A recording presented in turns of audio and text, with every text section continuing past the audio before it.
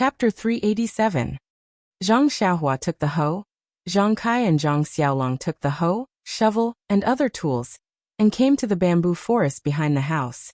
Finding the empty space that they had chosen earlier, Zhang Xiaohua pointed at the place and said, "Big brother, come, let's dig a big hole here." Zhang Xiaolong looked at the empty space, and then looked at Zhang Xiaohua's serious expression. He spat 2 mouthfuls of saliva into his hand, picked up the hoe and was about to dig the ground.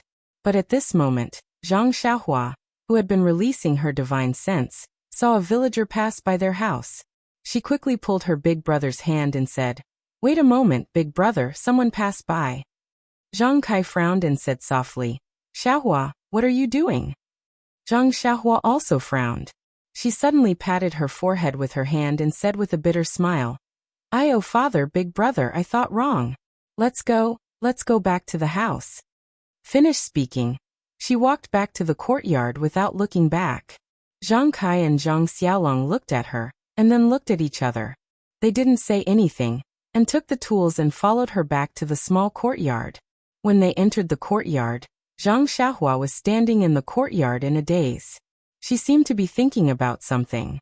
Zhang Xiaolong took the shovel from Zhang Kai's hand, and was about to put it in the corner.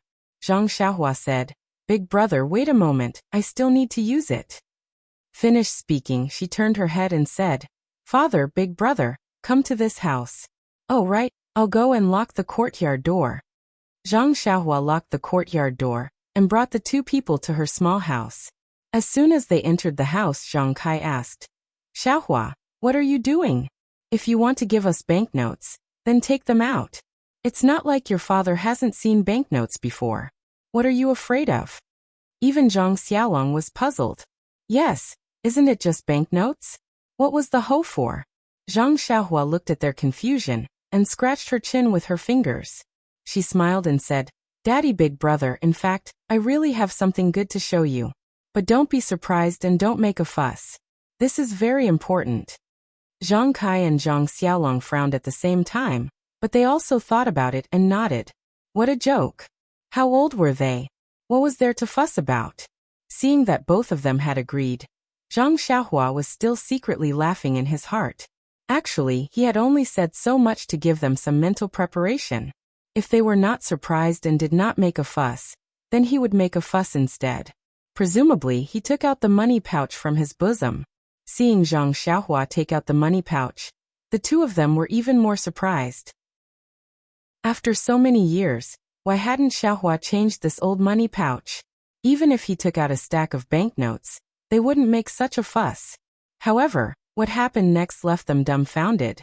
They saw that in the spacious hut, a huge wooden box suddenly appeared inexplicably. "Hey!" the 2 of them shouted at the same time. "You Xiaohua, what's going on?" Looking at the surprise of her father and big brother, Zhang Xiaohua was very satisfied with this effect. She smiled and said, "Daddy, big brother, this is my savings. Oh yes, it's also my spoils of war. I got it from the bandits when I went to Shitsue Mountain to save sister-in-law Lu last time." Ah. The 2 of them suddenly realized and said, "I see. But where did you put it?" Zhang Xiaohua shook the money pouch in her left hand and said, "I put it here. However, this thing is very mysterious. Only I can see it. No one else can see it." Zhang Kai just looked at the very ordinary money pouch. He seemed to be considering the authenticity of Zhang Xiaohua's words. Zhang Xiaolong reached out to take the money pouch. Zhang Xiaohua naturally handed it over. Sure enough, no matter how Zhang Xiaolong looked, there were only 2 small stones, some scattered silver, a few banknotes. There was no big box. And it was impossible to have such a big box. Throwing the money pouch to Zhang Xiaohua, Zhang Xiaolong looked at Zhang Kai. Zhang Kai didn't know what to say at this time. Zhang Xiaohua said, "Daddy, big brother, don't you want to see what's inside?" Zhang Xiaolong smiled and said, "Of course we want to. Open it quickly." Walking to the front of the box, Zhang Xiaohua was about to open it. Zhang Kai shouted, "Xiaolong, close the door first." Zhang Xiaohua had been releasing her divine sense. Of course, she knew that no one would see it. Zhang Xiaolong walked to the door and looked at the quiet courtyard. He carefully closed the door and locked it carefully. Only then did he return to Zhang Xiaohua's side. Zhang Xiaohua smiled and said, "Big brother, why don't you open it yourself? But remember, don't scream." Seeing Zhang Xiaohua being so mysterious, Zhang Xiaolong was already prepared in his heart. So he also smiled and went forward, opening the lid of the box casually. However, even if he and Zhang Kai were already prepared in their hearts, when they saw the box full of gold, they were still petrified. After a cup of tea's time, the two of them recovered. Their first reaction was Zhang Xiaolong immediately closed the lid of the box tightly. Looking around, it was as if there was someone spying on them. Zhang Kai also asked quietly, "Xiaohua, this thing, who else knows about it?" Zhang Xiaohua smiled and said, "Daddy, big brother, there was one person just now. Now there are 3 people. And good." Zhang Kai nodded and slowly paced back and forth. Not to mention that Zhang Kai was just a farmer in the countryside. Even a noble person like Mr. Liu would drool at the sight of this box of gold and silver. He naturally had to consider it carefully. After pacing back and forth a few times, Zhang Kai waved his hand and a word jumped out. "Dig." Good, clean and efficient. Nonsense. Why would I not want the things my son brought back? In the future, I won't have to be so stingy. After receiving his father's order, Zhang Xiaolong spat 5 or 6 mouthfuls of saliva on his hand in one breath. He gathered his strength and started digging in the open space of the hut. Seeing this, Zhang Xiaohua happily took the hoe and dug with her big brother. However, she hadn't worked with her big brother for a long time. Zhang Xiaohua seemed to have returned to her childhood in the fields. However, looking at Zhang Xiaohua digging far away from him, Zhang Xiaolong was puzzled and asked, "Xiaohua, why are you so far away from me? I won't touch you." Zhang Xiaohua smiled and said, "Let's dig a bigger hole. There are still a few boxes." Zhang Xiaolong staggered and almost threw away the hoe in his hand. "What are you talking about? A box is enough to scare people to death. You actually have a few boxes?" To say that father and son go to war, brothers dig holes, was really not a joke. In less than the time it took to eat a meal, the entire open space of the hut was dug into a deep hole. Zhang Kai was right. Zhang Xiaohua should stay in the village to farm. The holes in the hut were basically the fruits of his labor. Zhang Xiaolong was so tired that he was panting after digging more than half of it. Only Zhang Xiaohua was working hard for her family. After the preparation work was done, one box after another appeared neatly in the dug hole. Including the one that was just taken out, there were 5 boxes. At this time, Zhang Kai and Zhang Xiaolong's attention was no longer on how Zhang Xiaohua took out the boxes. Instead, it was on the boxes that Zhang Xiaohua took out. Zhang Xiaohua didn't find it troublesome. She also put the box outside the hole into the hole. Only then did she stand at the side proudly. This time, Zhang Kai personally jumped into the pit and opened the chests one by one. Of the 5 chests, except for 2 that were filled with jewels, the other 3 were filled with shiny gold. Zhang Kai and Zhang Xiaolong stood in the waist-deep hole and walked back and forth. They looked at this and touched that. They really couldn't believe that this shocking wealth was now theirs. After a while, Zhang Kai gritted his teeth and said, "Xiaolong, close the lid and bury the box." "Okay, Dad." Zhang Xiaolong agreed loudly. After Zhang Xiaolong and Zhang Xiaohua buried the box with the soil that they dug out, there was still a lot of soil left in the hut. Zhang Xiaolong pointed to the soil and said, "Xiaohua, you just took out a lot of things from the money bag. You can put the soil back. Just treat it as a weight scale." Zhang Xiaohua knew that he wanted to be lazy and said, "Big brother, I can't take these. Even if the weight is ordinary, the value is far from it. Don't think about being lazy. I just dug the hole. This soil is yours." Zhang Xiaolong didn't realize that he was exposed. He opened the door and poked his head out to take a look. He took the things back and scattered the soil in the yard with Zhang Xiaohua. Zhang Xiaohua smiled and said, "Big brother, there is no one outside the yard. Don't worry. No one knows about today's matter." "Oh, that's good. That's good." Zhang Xiaolong laughed foolishly. It was just like how Zhang Xiaohua felt when she saw a box full of gold. The 3 of them sat down in the central room. Zhang Xiaohua poured tea. Zhang Kai and Zhang Xiaolong's eyes were a bit unfocused. They drank the tea in their cups mechanically. Zhang Xiaohua didn't say anything. She just drank and refined the energy of heaven and earth in the water. At her current level of qi refining, the energy in the water was almost negligible. However, no matter how small a fly was, it was still meat. With Zhang Xiaohua's temperament, how could she let it go? When the pot of tea was about to be finished, she saw that Zhang Kai's unfocused eyes gradually became spirited. The corner of his mouth also revealed a smile. He glanced at Zhang Xiaohua and put down the teacup in his hand. At this time, Zhang Xiaolong's eyes also focused. He smiled and looked at Zhang Kai. He also put down the teacup. Zhang Xiaohua said, "Father, big brother, it seems that you have already thought about how to deal with it. This matter is very troublesome. I don't know how to deal with it. Anyway, the money is spent by you. I don't need it. You can do as you see fit." Zhang Kai smiled and said, "Xiaohua, you are lazy. However, it doesn't matter. There is father, mother, and your big brother and sister-in-law at home. You don't need to worry. You just need to bring those things home. Ha ha ha." Zhang Xiaolong also smiled. He looked lovingly at his little brother who was almost as tall as him. Zhang Xiaohua was stunned and said, "Then father, how are you going to use the gold? I have thought for a long time, but I still can't think of a way to not attract attention. This is really too easy to deal with." Zhang Kai smiled and said, "I remember that Mr. Liu often said that doing something beyond one's ability is playing with fire." Chapter 388. He remembered that Xu Zihang said that Zhang Xiaohua was ungrateful. This knot in her heart should be untied here. Zhang Xiaohua was stunned and asked, "Father, why don't I understand what you're saying?"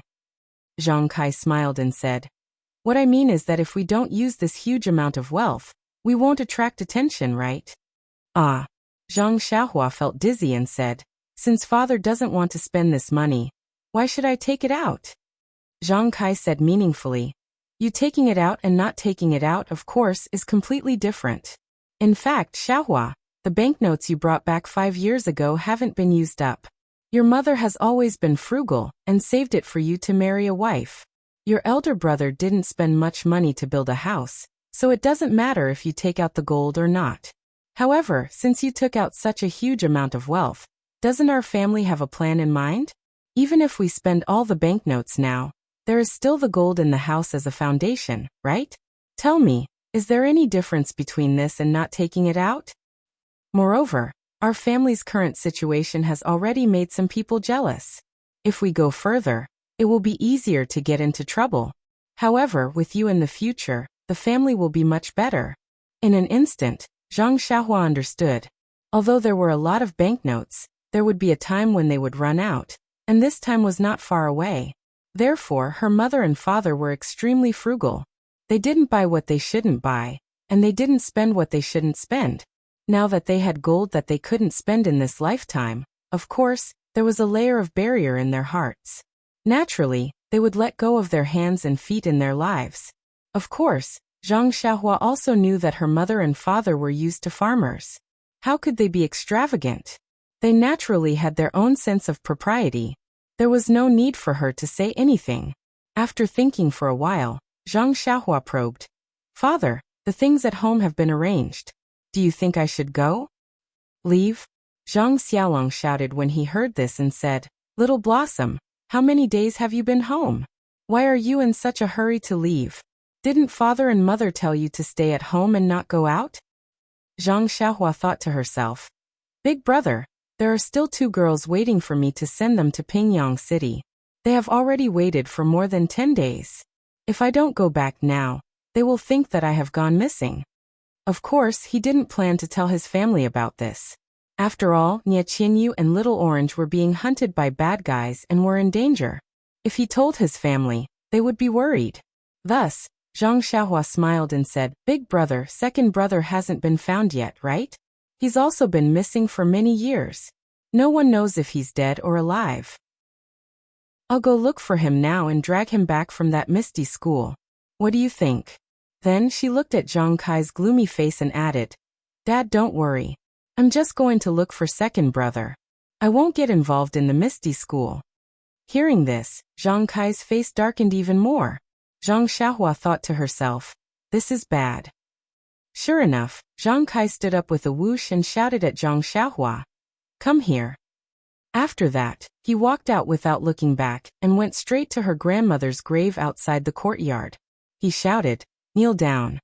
"Dad," Zhang Xiaohua was very surprised. "Kneel down," Zhang Kai shouted again without hesitation. Although Zhang Xiaohua didn't understand what her father meant, she still knelt down in grievance. Seeing Zhang Xiaohua's aggrieved look, Zhang Kai's heart ached. However, he still hardened his heart and said, "Xiaohua, I want to ask you a few questions." "Dad, please ask," Zhang Xiaohua said softly while kneeling. "When we met your sister-in-law in Lu Town, who saved us?" "Hero 1 and Heroine Shui." "Then when you and Big Brother went to marry your sister-in-law, who saved you on the way?" "It was Hero Lu." "Where did you learn your martial arts?" This, Zhang Xiaohua was a little hesitant. His Carefree Heart Sutra was accidentally obtained from the Misty School's library. Then he slowly figured it out.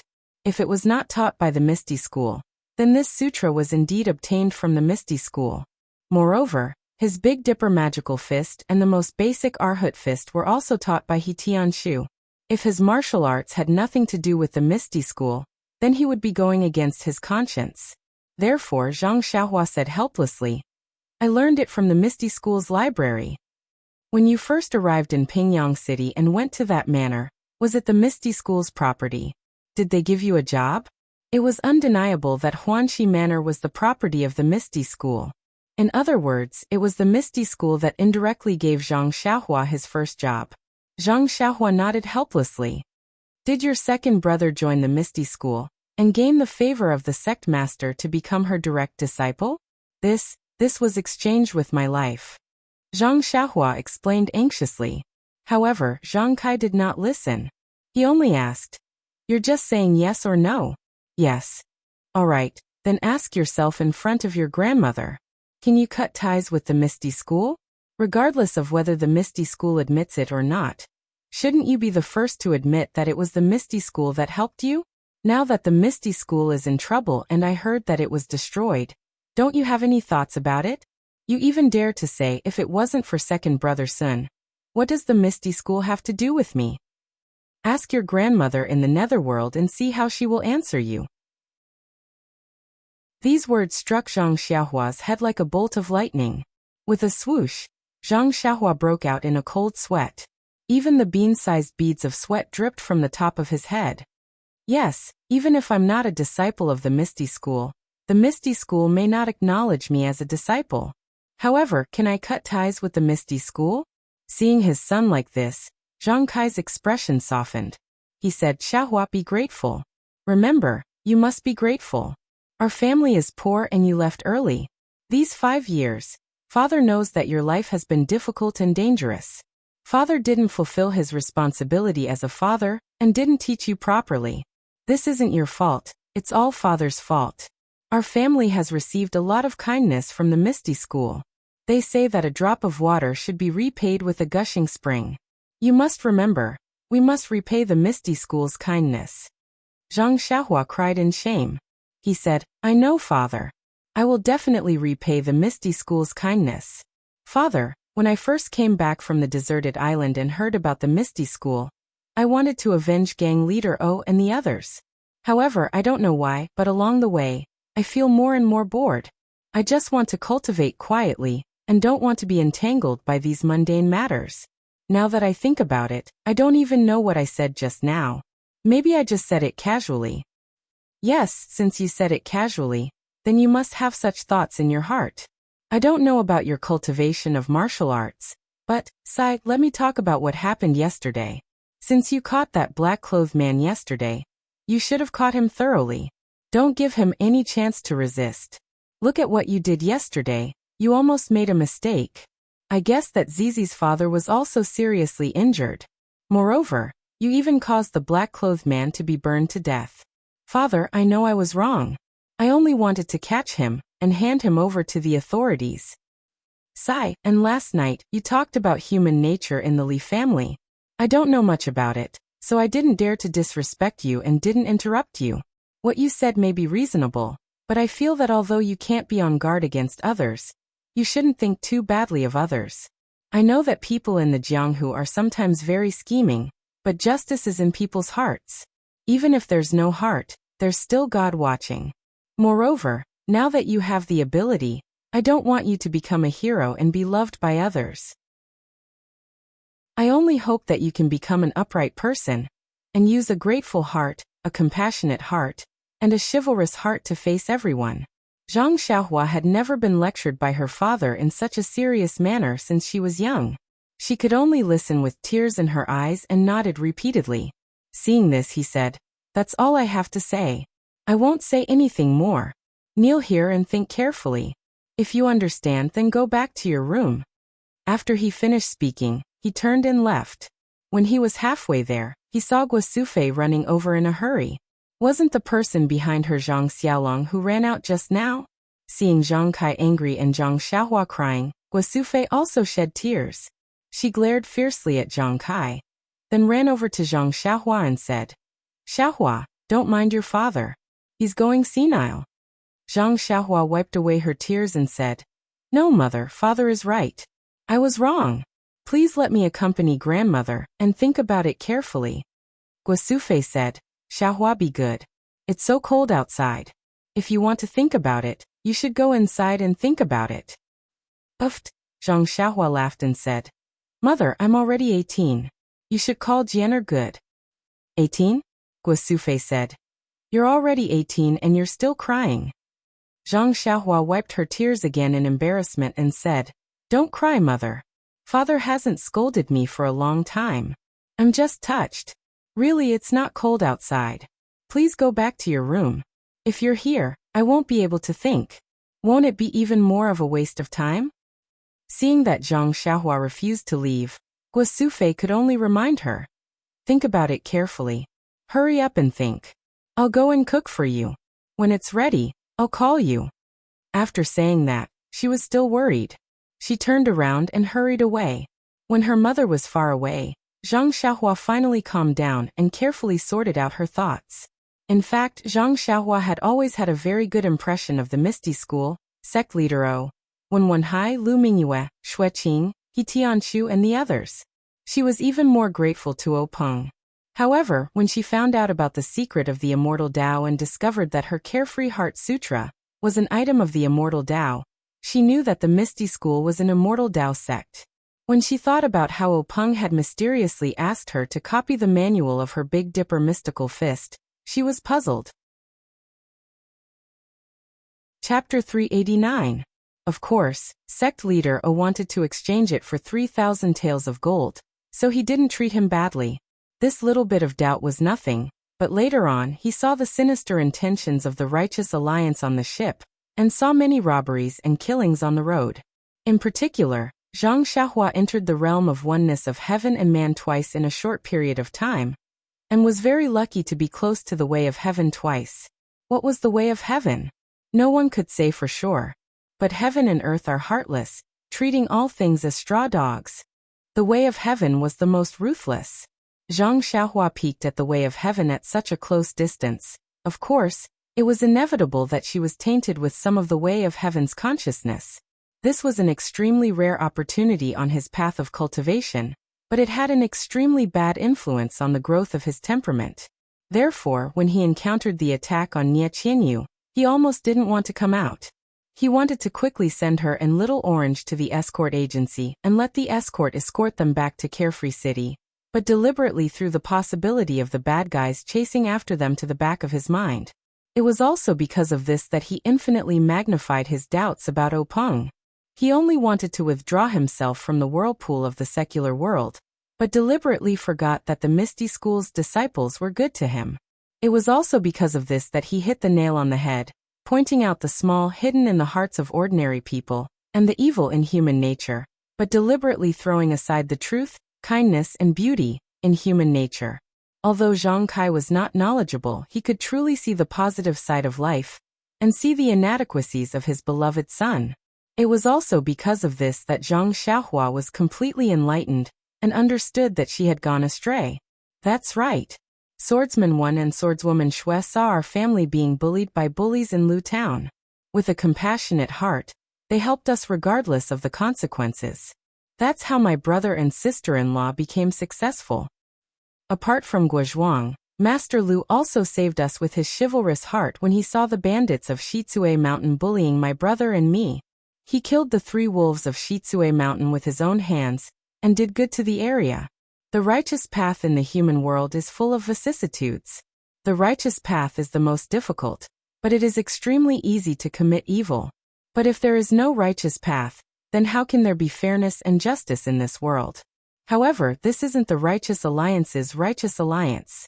Look at those heroes from the Misty School, and look at the Righteous Alliance. They're really the classic example of selling dog meat under false pretenses. Since I have the means of the immortal Tao, I should rely on my chivalrous heart to do things with a clear conscience. My previous evasion was lacking. But why did I suddenly have such thoughts? What could he do? What can we do? Haha, thinking about what I did in the village a few days ago, I feel a little funny. When Zhang Xiaohua understood, he suddenly felt that his mind was lively and clear, and there was no longer the heavy sense of evasion like a few days ago. This kind of improvement of the mind had nothing to do with cultivation, and even more so, it had nothing to do with the Tao heart. Even if he had seen the evolution of the heavenly Tao for hundreds of millions of years, it was still completely useless. This was the cultivation of the heart of a person of the immortal Tao, and there was no shortcut at all. He respectfully kowtowed to his grandmother a few times and said, "Grandmother, please watch from the heavens. I will definitely be a righteous person. I will not do nothing for the sake of kindness, and do nothing for the sake of evil." After kowtowing, he patted the soil on his knees and stood up. Guosufei, who had been waiting by the side for a long time, immediately ran over and asked, "Xiaohua, are you tired? Are you cold?" Zhang Xiaohua smiled and said, "Mother, with my current physique, I am not afraid of any cold or heat, it's okay." Guosufei saw the gentle smile on her son's face, and was naturally happy and said, Good, it's good that you are not afraid of the cold. You have been kneeling for the whole afternoon. Quick, mother made you red braised pork, let's go eat." Okay. Zhang Xiaohua agreed without hesitation. Guosufei was also very happy. Zhang Kai, who was pacing in the courtyard, saw Zhang Xiaohua come back with a calm expression, and his heart returned to his stomach. After dinner, the family did not stay in the small courtyard, and gathered at Zhang Xiaolong's place. Lu Qian had already gone to the field, but because of the village customs, she did not go out of the house, and only greeted the family in the house, and brewed tea. Zhang Jian was still holding the 2 primeval stones in his hand, sleeping soundly. Zhang Xiaohua used her divine sense to scan the 2 primeval stones, and found that the origin energy in them did not decrease, and she also did not feel any fluctuation of origin energy in Zhang Jian's body. Zhang Xiaohua was a little puzzled. The omen was so strong. Why was there no change in Jianer's body? That day, the golden array formation and the dense purple energy were all absorbed into his body. Could it be that I still have to rely on the immortal cultivation technique? After thinking for a while, Zhang Xiaohua secretly took out the Carefree Heart Sutra cultivation technique, and found an opportunity to call Zhang Xiaolong and Lu Qian to the side, and said in a low voice, "Big brother, sister-in-law, the gift I gave Jianer last time, oh, that fist technique manual, is it still there?" Lu Qian said curiously, "It is, Xiaohua. It is at the bottom of my box. Do you want it now? I will go get it." Zhang Xiaohua waved her hand and said, "No need. I have already memorized that fist technique. There is no need for it." Then, she turned to Zhang Xiaolong and said, "Big brother, what do you think of my strength?" "It is very scary. You are good at farming." "Damn, big brother. Can we not talk about this?" "Oh right, big brother. Do you know where my strength comes from?" Zhang Xiaolong was stunned and said, "Strength is not innate. Could it be that you trained it from martial arts?" Lu Qian was unusually intelligent, and immediately said in surprise, "Could it be that fist technique manual?" Zhang Xiaohua said with a smile, "Sister-in-law is still the best. It is that fist technique manual." "That is great. When Jianer grows up, I can rest. The business of farming will be handed over to him." Zhang Xiaohua fainted. "Big brother, look at you." Lu Qian was angry and said with her almond-shaped eyes, "Shut up. If you don't want to kneel on the washing board at night, don't say another word." Zhang Xiaolong subconsciously kept his mouth shut, and fear appeared in his eyes. Lu Qian changed into a smile, and said to Zhang Xiaohua, "Xiaohua, continue." Zhang Xiaohua suppressed the laughter in her heart, and said, "This fist technique manual, when Byron is 5 or 6 years old, maybe a little earlier, this is up to you. Let him see the pictures inside, and let him practice according to the fist technique manual." "Ah, don't we need to find someone who knows fist technique to teach?" Zhang Xiaohua shook her head seriously and said, "Sister-in-law, you must remember, do not let others teach Byron fist technique, and also do not let others see this fist technique manual. You can only let Byron explore by himself." Lu Qian saw this, and with a serious face, she nodded repeatedly. "Also, sister-in-law, this fist technique, according to my experience at the beginning, the limit is 9, and after 9 times it is complete, at most 9 times 81 times a day, any more than that is useless. After a certain level of practice, you will enter the second level, with 8 as the limit, and so on, until you can practice once 9 times a day." Lu Qian was stunned, and asked doubtfully, "Then, what does it mean to practice to a certain level? Is it proficiency, or time?" Zhang Xiaohua smiled and said, "This, when the time comes, Byron will naturally know. It is useless to talk about it now." The cultivation method of immortals was unimaginable. Even if she explained it to Lu Qian now, it would be difficult for her to understand, so she might as well not say it. Also, when you practice to the point where you only need to practice 9 times a day, and there is no improvement, you need to practice this fist technique in reverse, then you will gain something. However, for this reverse practice, I do not have a fist technique manual, sister-in-law. You can let Byron practice these 108 moves in reverse according to his own understanding, or according to this fist technique manual. Thinking of the fist technique manual, Zhang Xiaohua naturally thought of Zhang Qingyue, the real man who resolutely committed suicide on the ethereal peak. Sighing, looking at Lu Qian who did not quite understand, Zhang Xiaohua explained, "This is different from memorizing. It is to practice the moves in the fist technique manual completely in reverse." At this moment, Zhang Xiaolong raised his hand, opened his mouth, as if he wanted to say something. Lu Qian said angrily, "Say. What do you want to say?" Zhang Xiaolong smiled and said, "Xiaohua, can I practice this fist technique? If I practice it, I will have strength. Won't it be better for me to work in the field?" Lu Qian was furious and said, "You shut up." Zhang Xiaohua patted her forehead, suddenly realized and said, "Big brother, you are right, I was just thinking about Byron but I forgot about you, but I don't know if there will be any effect after you practice it. How about this? I will practice this fist of the North Star from beginning to end, you see." After that, she walked to the courtyard from beginning to end, and from end to end completely. These 216 moves made Zhang Xiaolong dizzy. He did not know what to do. Then Zhang Xiaohua demonstrated the links of the fist of the North and South Star. Lu Qian finally understood completely. Zhang Xiaohua saw that her brother was a little depressed, and said with a smile, "Big brother, I used a long time to practice this fist of the North Star. You just took a look and want to learn. It is not very possible." Zhang Xiaolong thought about it and said, "Anyway, it is not too late for you to teach me when you are at home." But just as he finished speaking, he remembered that Zhang Xiaohua had told Zhang Kai at noon that she would go out to find Zhang Xiaohu immediately. He said embarrassedly, "I am not in a hurry, I will practice slowly. You can teach me a move later, I will think about it myself." Zhang Xiaohua thought that this was the only way. If she really taught Zhang Xiaohu, there would be no effect for at least a year. But first, there was no news from Zhang Xiaohu, and her family was not at ease. Second, Nie Qianyu was still waiting in Pingyang City. She did not want to involve her family in the dispute of the pugilistic world, so naturally, she could not bring them over. Moreover, Nie Qianyu's family was also waiting anxiously.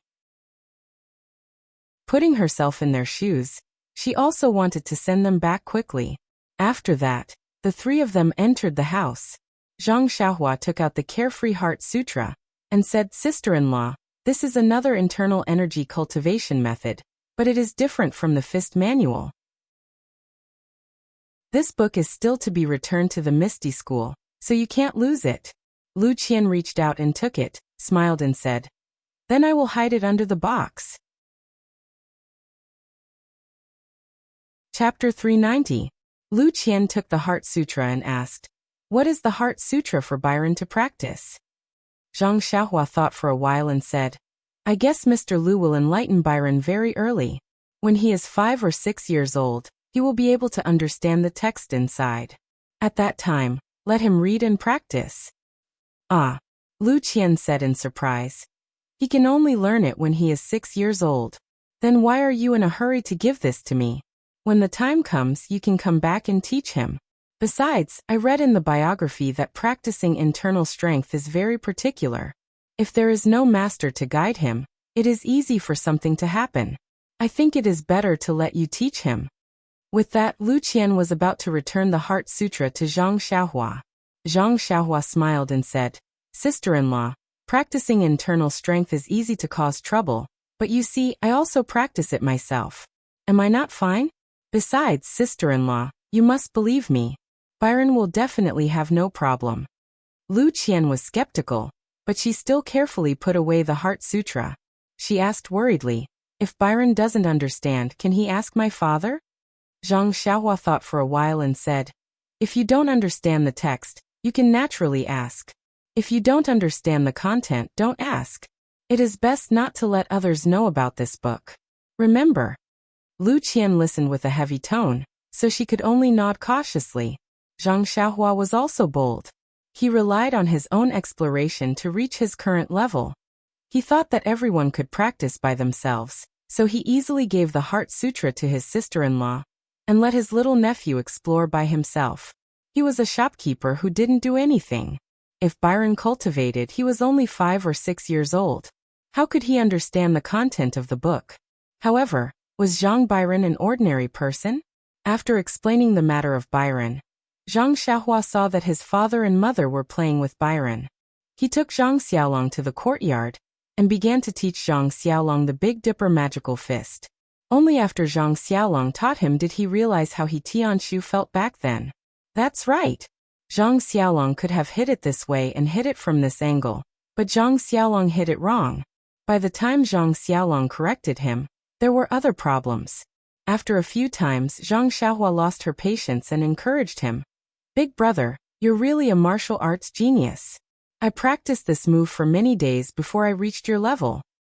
Zhang Xiaolong was pleasantly surprised. "Really? Xiaohua, it seems like I'm really not an ordinary person. If I had known earlier, I would have followed you to Pingyang City." "Ai, that's right, big brother. If you go, I reckon that the Misty School won't be destroyed. You might not be able to defeat the enemy, but you can at least learn the essence of the Misty School.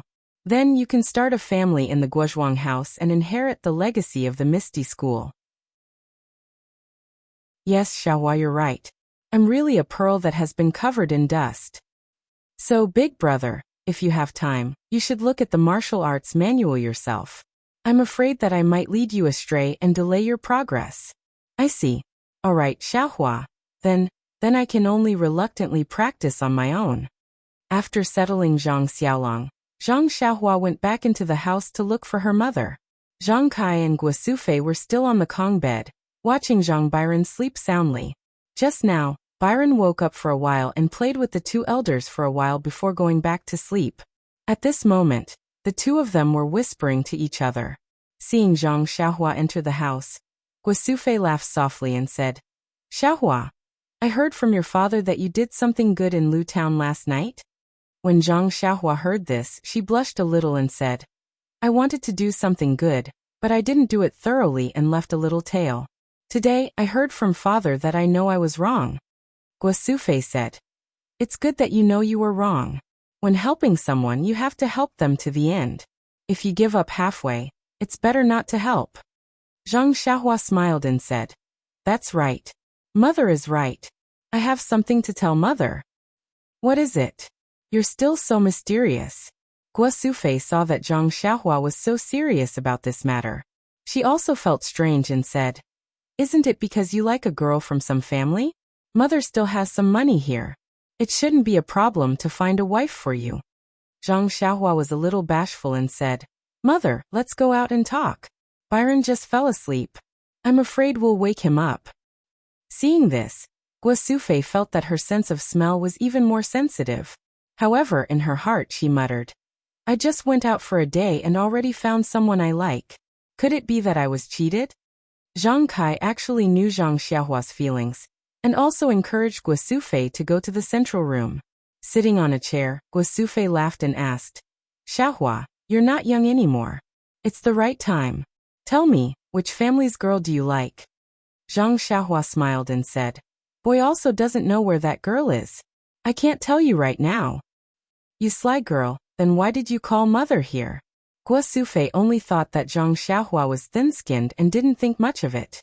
Zhang Xiaohua looked at her father and said, Mother, I already told father this afternoon that I want to find a time to leave the Guozhuang house in the next 2 days. After I go out to look for second brother, I'll go back to the Guozhuang house with him. Hearing this, Guosufei's face immediately changed and said, No, you left the Guozhuang house when you were 12 years old. Until you turned 18 this year, you only came back once. That time, you also left without saying goodbye. In a flash, you disappeared for more than 5 years. Do you know how much mother's heart hurts? Do you know how mother's days have been? If it wasn't for the child in your sister-in-law's belly that mother missed, I'm afraid that mother wouldn't be able to see you come back. As she spoke, tears immediately flowed out. She looked at Zhang Xiaohua with eager eyes. The affection of licking her child was obvious. When Zhang Xiaohua came back this time, Guosufei was far less emotional than the last time. First, she had a younger son who was worried about her, so she didn't have much free time. Second, she was somewhat confused between reality and dreams. She was afraid that this was just a beautiful dream of the past, so she didn't dare to overdo it.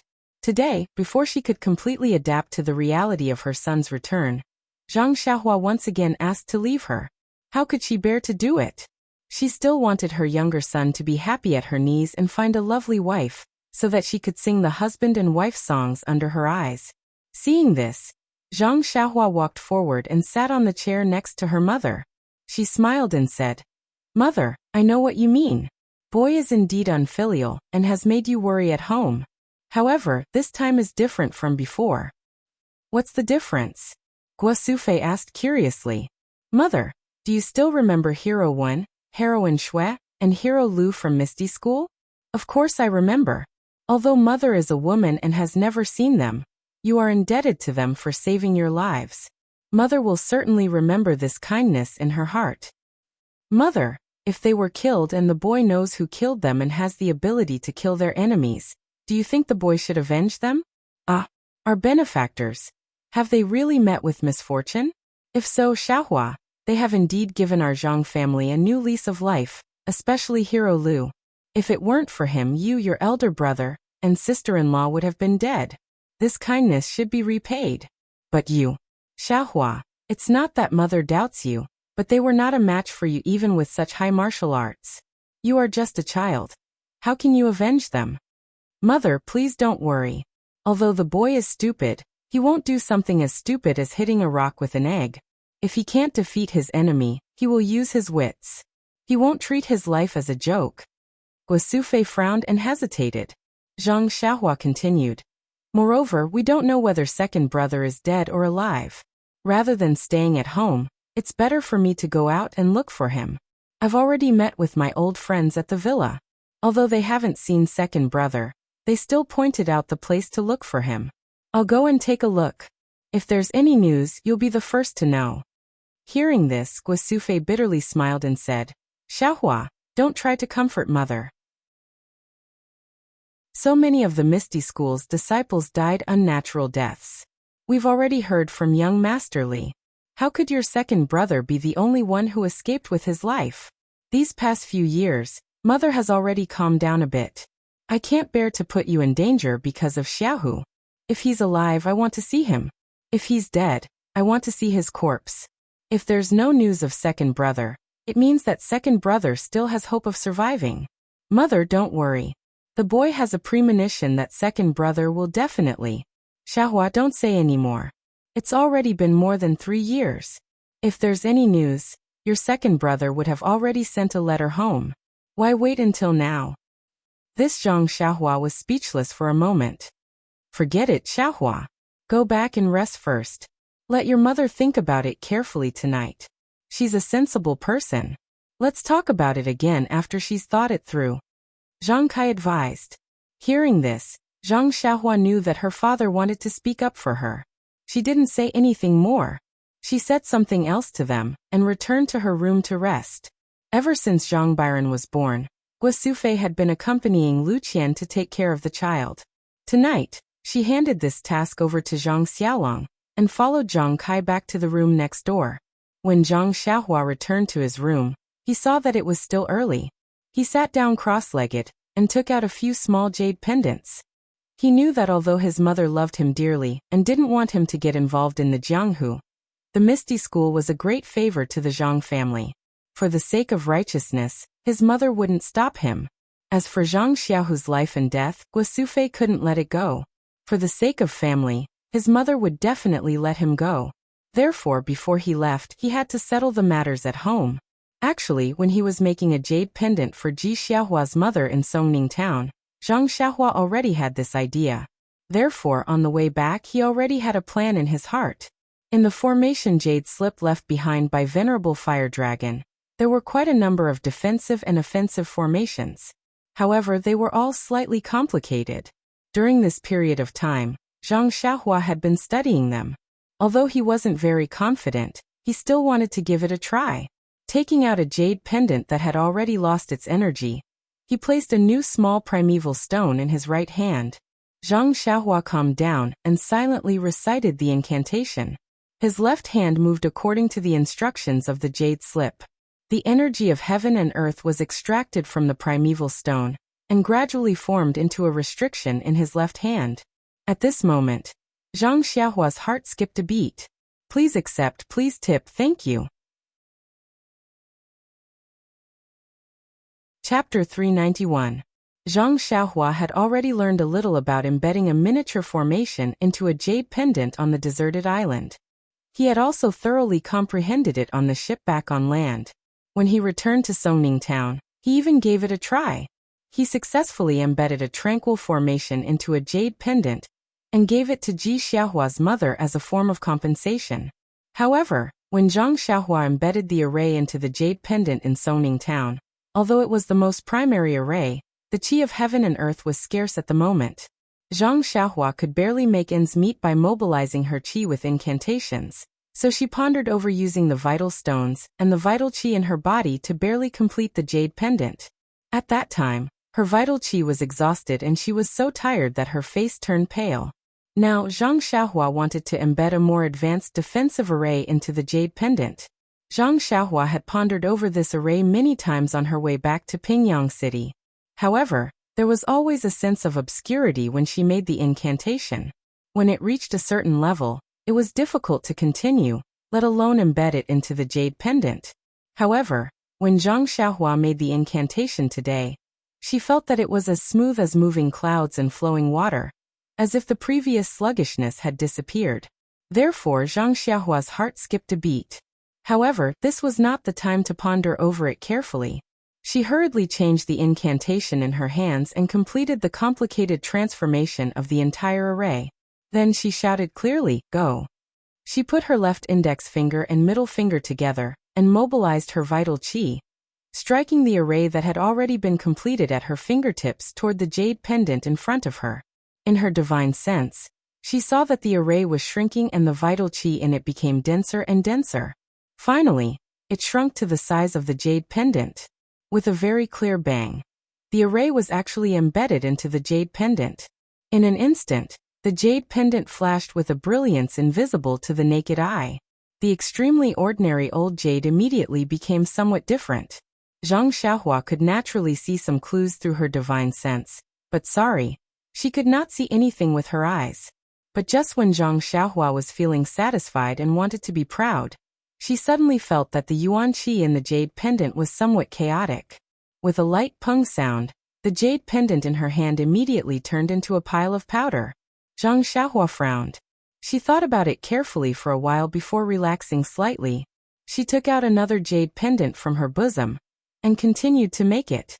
He still had a lot of such jade pendants in his money bag. They were all from the treasure house of Shitsue Mountain. Zhang Xiaohua knew the use of these jade pendants, so she didn't put them all in the box. She buried them underground so she didn't need to be too stingy. This time, the incantation was successfully completed. However, when the incantation was inserted into the jade pendant, Zhang Xiaohua's expression was serious. The movement of her left hand seemed fast but was actually slow. Amidst the slowness, there was a strange frequency. With another bang, the incantation was successfully inserted into the jade pendant. However, this time, the jade pendant did not undergo any special changes. The only difference was that the color of the jade had become denser. Zhang Xiaohua didn't need to look carefully with her divine awareness.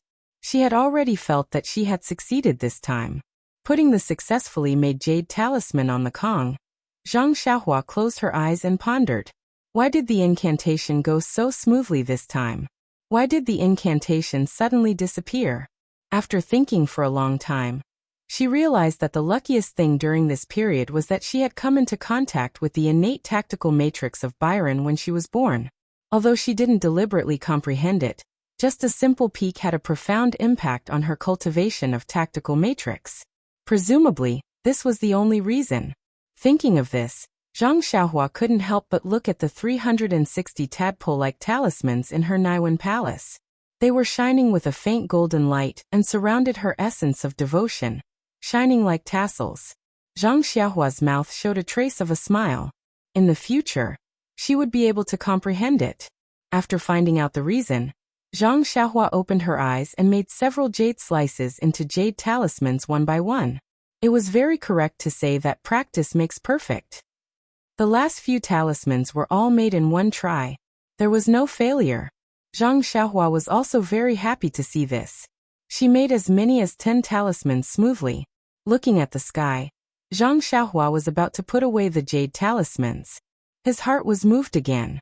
These 10 jade talismans were only used for defense. It was more than enough. However, if she encountered a powerful person and didn't have a thunderous counterattack, she would be at a disadvantage. It was not appropriate. As the saying goes, offense is the most powerful defense. Thinking of it, she did it. After all, it was all about cultivation. Zhang Xiaohua immediately took out 10 jade slices and put an offensive tactical matrix that she had already memorized in her heart into them. Not long after, 10 jade talismans were made. Looking at the red jade talismans, Zhang Xiaohua was puzzled. Was this color related to the tactical matrix? However, she had just finished learning this tactical matrix. She was not proficient in the other tactical matrices, so she couldn't test it.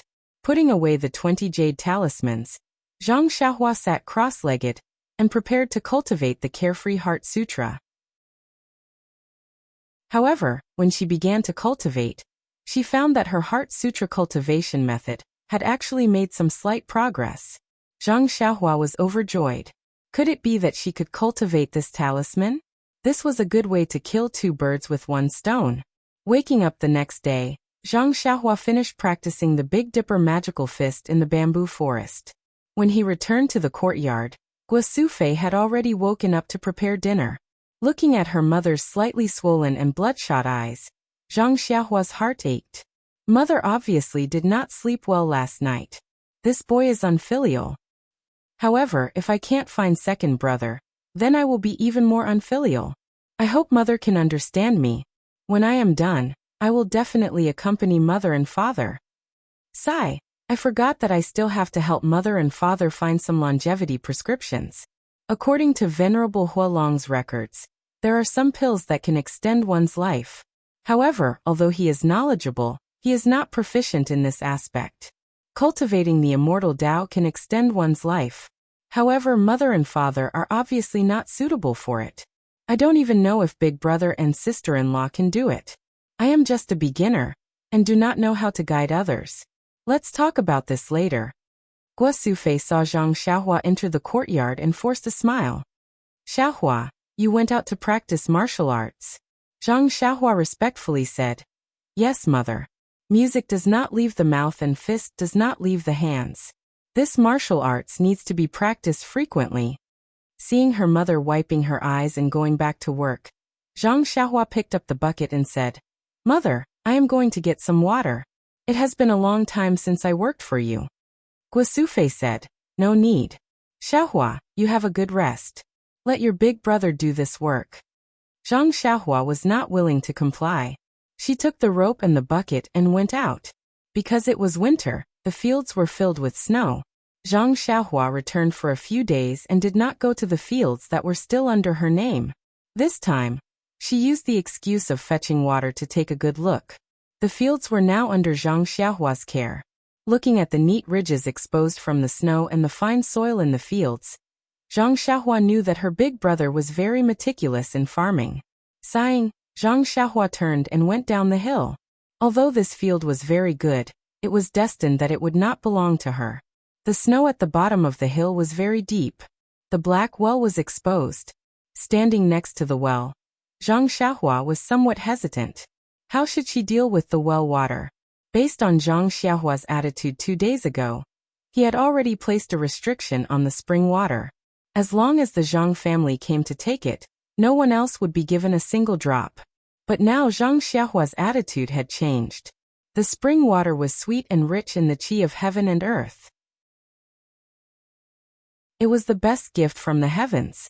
Since it was a gift from the heavens, it must not be used by a particular family.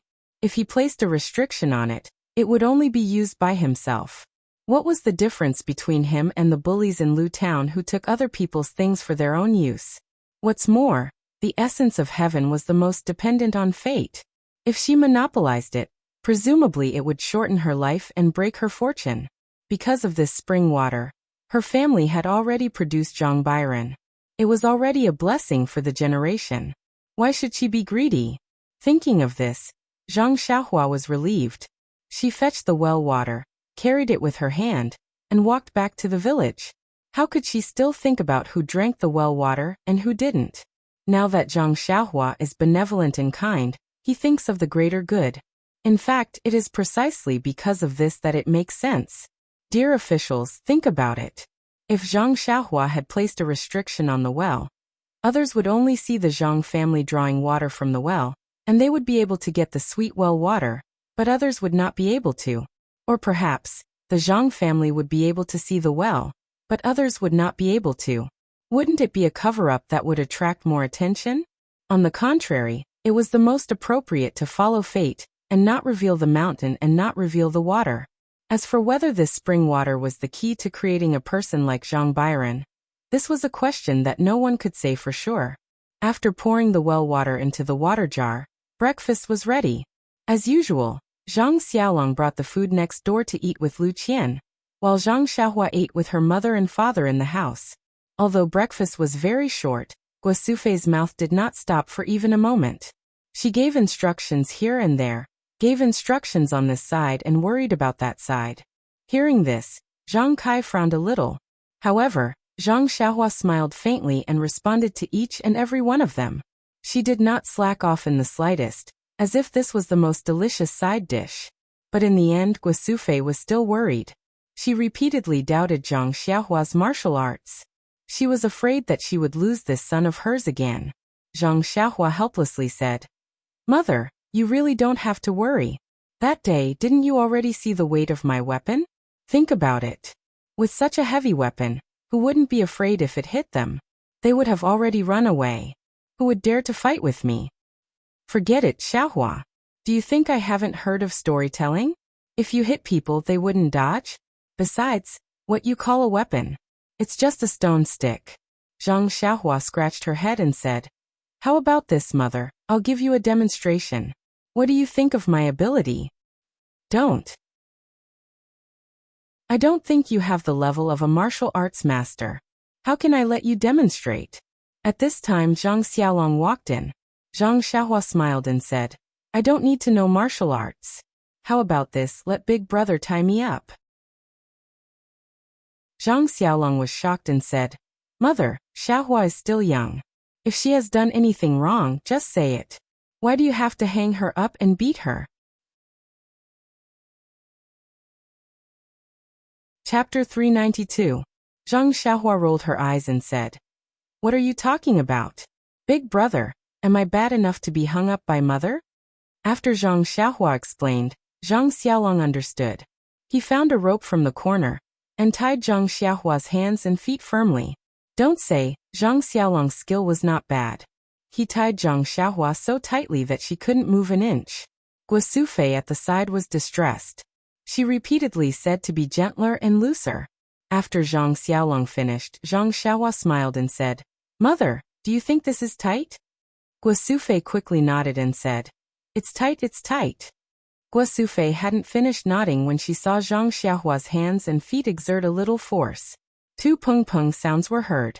The ropes that Zhang Xiaolong used a lot of effort to tie Zhang Xiaohua's hands and feet broke like withered grass. Zhang Xiaohua stood up and said, How is it? Mother, even if I'm caught, I can still escape. Guosufei was stunned. She knew that her son was strong, but she didn't expect it to be so frightening.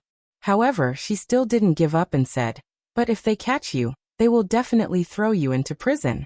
What's the use of your broken ropes?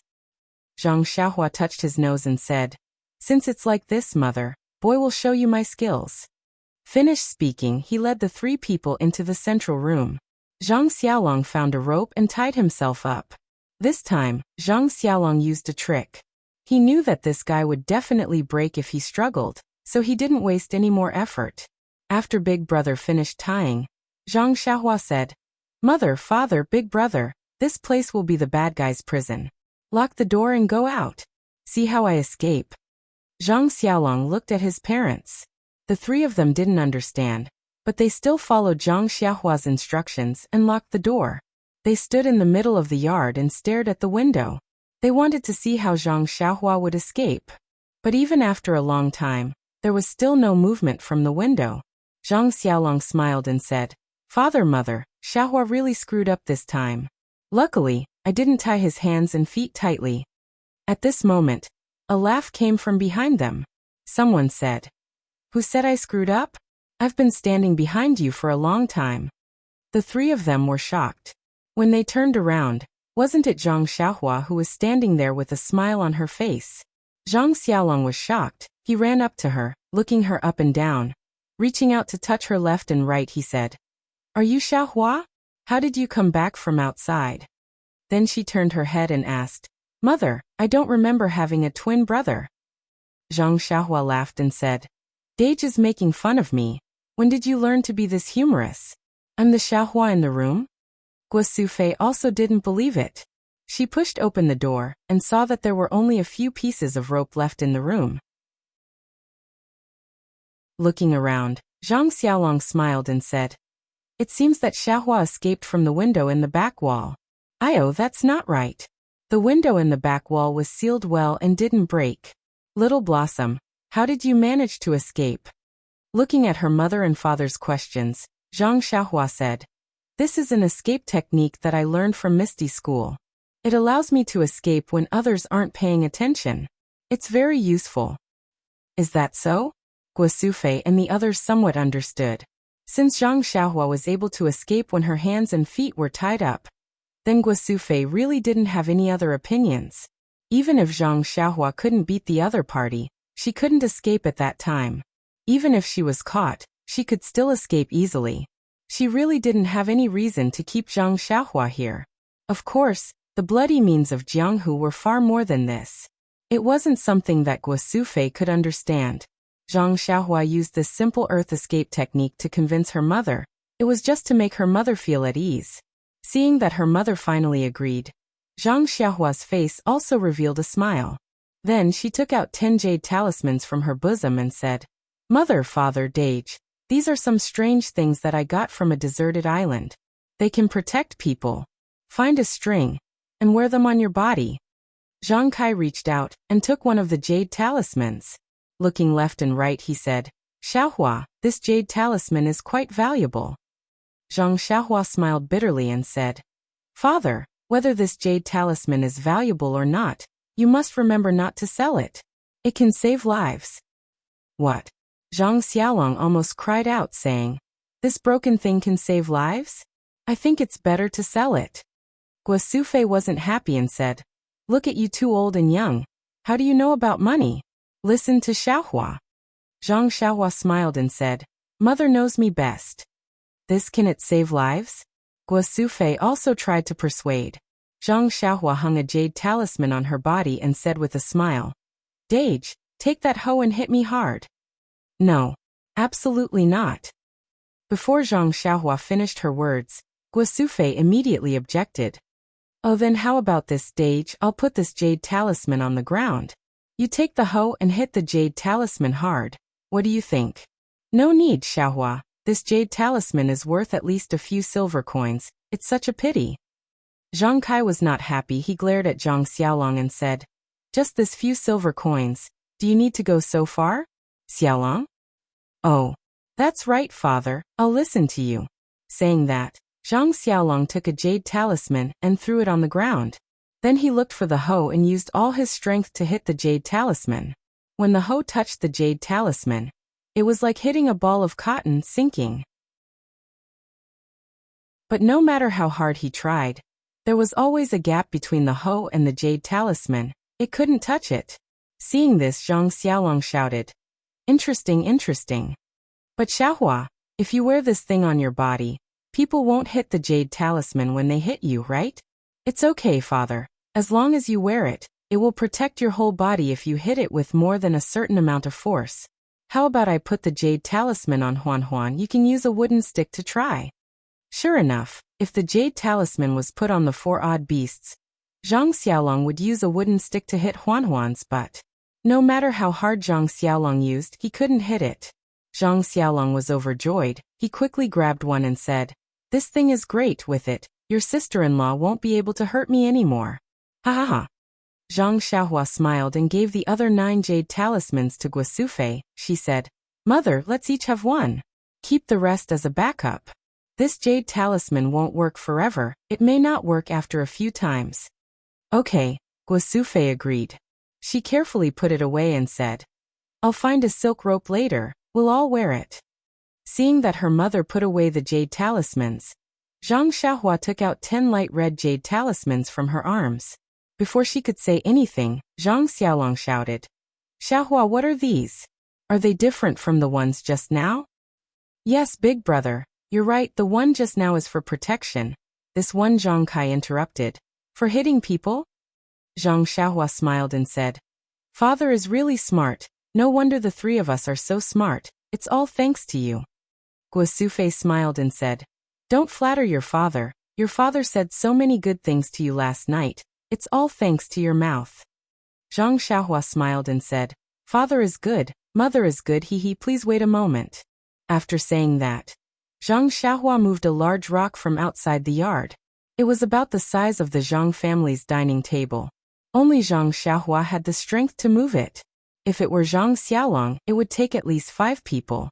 Seeing Zhang Xiaohua move such a large stone, the 3 of them didn't understand. What does this have to do with hitting people? After the stone was placed in the middle of the courtyard, Zhang Xiaohua said, Father, mother, big brother, you all stand behind me and watch how I use this jade talisman. The 3 of them didn't dare to be careless and stood behind Zhang Xiaohua. They saw Zhang Xiaohua pick up a jade talisman and throw it at the stone with all her strength. With a kacha sound, the jade talisman broke into pieces, and a red light flashed from the jade talisman. It was a red flame, but the flame was different from the usual flame seen in the Zhang family. When the flame touched the stone, it actually burned. After a cup of tea's time, more than half of the huge stone was burned.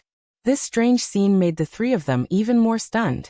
Yes, this was the first time they saw a flame that could burn a stone. Zhang Xiaohua turned around and handed over the remaining few jade talismans. Zhang Xiaolong stretched out his hand, but didn't dare to take them. He asked with some fear, Xiaohua, isn't this thing too dangerous? If we were to accidentally trip and fall onto the jade talisman while holding it, wouldn't we burn ourselves in an instant?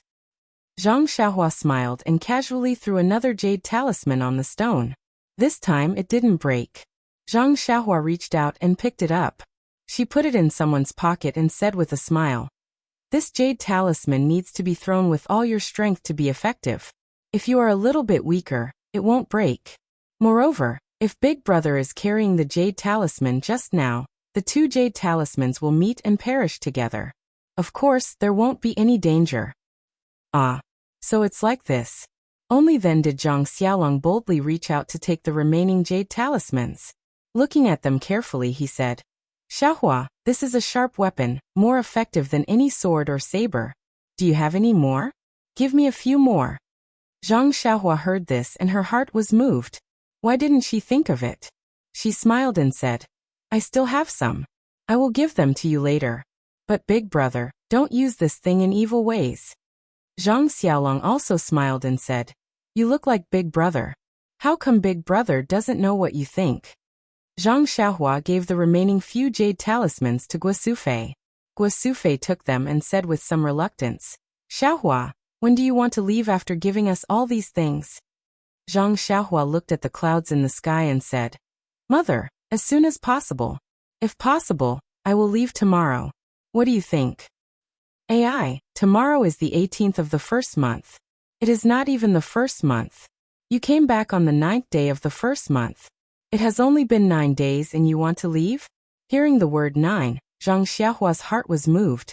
She smiled and said, Mother, I should leave tomorrow. This 9 is very auspicious. Chapter 393. AI, what new book, hehe? AI, Guosufei sighed deeply. No matter how auspicious it is, as long as you leave, Mother will not be happy. Zhang Xiaohua smiled. Mother, don't worry, as long as there is news about second brother, I will immediately send someone to bring the news back. You just have to wait to make braised pork to reward me. Guosufei forced a smile and wiped her tears. Yes, Little Blossom was her son, and Little Tiger was her son too. They were both her flesh and blood. There was no reason to stop her from looking for her second son, just because she felt sorry for her youngest son. Seeing this, Zhang Kai changed the topic. Today, Xiaohua, stay at home, don't go anywhere, accompany your mother. Oh right, child's mother, bring the good things Xiaohua brought for Qianqian to see. Okay, we will go now. Guosufei agreed, and the three of them went next door. Zhang Xiaohua thought for a moment and said, You guys go first, I will go back to my room, I will be there soon. Guosufei showed the 2 jade talismans to Lu Qian and explained how to use them. Lu Qian had previously received the small primeval stones from Zhang Xiaohua, so she naturally knew that this brother of hers was not ordinary. Of course, she did not doubt. She immediately found a suitable thread from the sewing tray and passed the 6 jade talismans to everyone. Byron also received one and wore it around her neck. As for the other light red jade talismans, she also took 2 and hid them close to her body. Seeing that their daughter-in-law trusted them so much, Zhang Kai and Guosufei also did as instructed. Not long after, Zhang Xiaohua also rushed over, took out a dozen light red jade talismans and said, Big brother, big sister-in-law, this is all, please keep it. Lu Qian glared at Xiaohua and said, Xiaohua, don't you still need these? You keep them for yourself. Zhang Xiaohua smiled and said, Don't mention it, big sister-in-law. I don't need these, you guys can use them, as long as you don't use them casually and only use them to protect yourself. At this time, Guosufei also took out her own jade talisman and said, Xiaohua, mother will let you wear this. Mother, I really Zhang Xiaohua said half of the sentence. She could not continue, with tears in her eyes. She stretched her head and let her mother wear the talisman around her neck. Seeing this, Lu Qian hurriedly put on another one and handed it to Guosufei. Zhang Xiaohua said, Mother, you should wear it too. Why don't you let father help you? Forget it, I'll do it myself. Guosufei smiled and put the jade pendant on her body. Then, Zhang Xiaohua handed over a dozen jade talismans to Lu Qian. Lu Qian only took half of them. The rest were given to Guosufei. Guosufei only took half of them and returned the other half to Lu Qian. At this time, Byron on the Kong had already woken up. Ya-yi a sound, turning over on the Kong. When he saw Zhang Xiaohua by the Kong bed, his eyes seemed to light up. He reached out his small hands to ask for a hug. Zhang Xiaohua smiled and held Byron in his arms. Only then did the little guy stop scratching in his arms. He just looked at him and chuckled. Zhang Xiaohua once again swept with her spiritual awareness, but Byron was still the same as other children, There was no fluctuation of primordial qi. If it was not for the fact that this 8-day-old child looked like a 5-month-old child, Zhang Xiaohua really couldn't believe that this was the baby she took out from the innate array. Lu Qian next to her asked, Xiaohua, I heard from mother that you will leave tomorrow. Bai Ren is not 1 month old yet. Why don't you wait to eat Bai Ren's full moon banquet? Zhang Xiaohua said with a smile. Sister-in-law, I will leave in the end. Why do you care about sooner or later?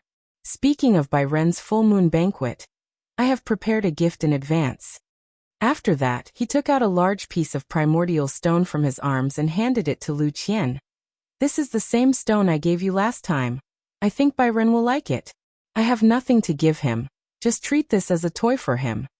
This piece of primordial stone was the size of an adult's fist.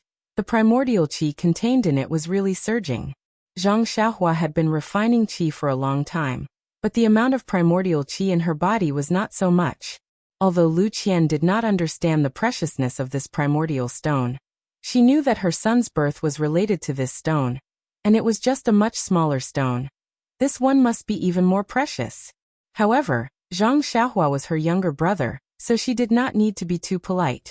Before she could say thank you, Bai Ren's eyes lit up, and he stretched out his small hand to hug this thing that was about the size of his head. Seeing this, Zhang Xiaohua put the primordial stone on the Kong, and also put Bai Ren beside it. As a result, Bai Ren reached out and hugged the primordial stone and rolled around. He had long forgotten about Zhang Xiaohua.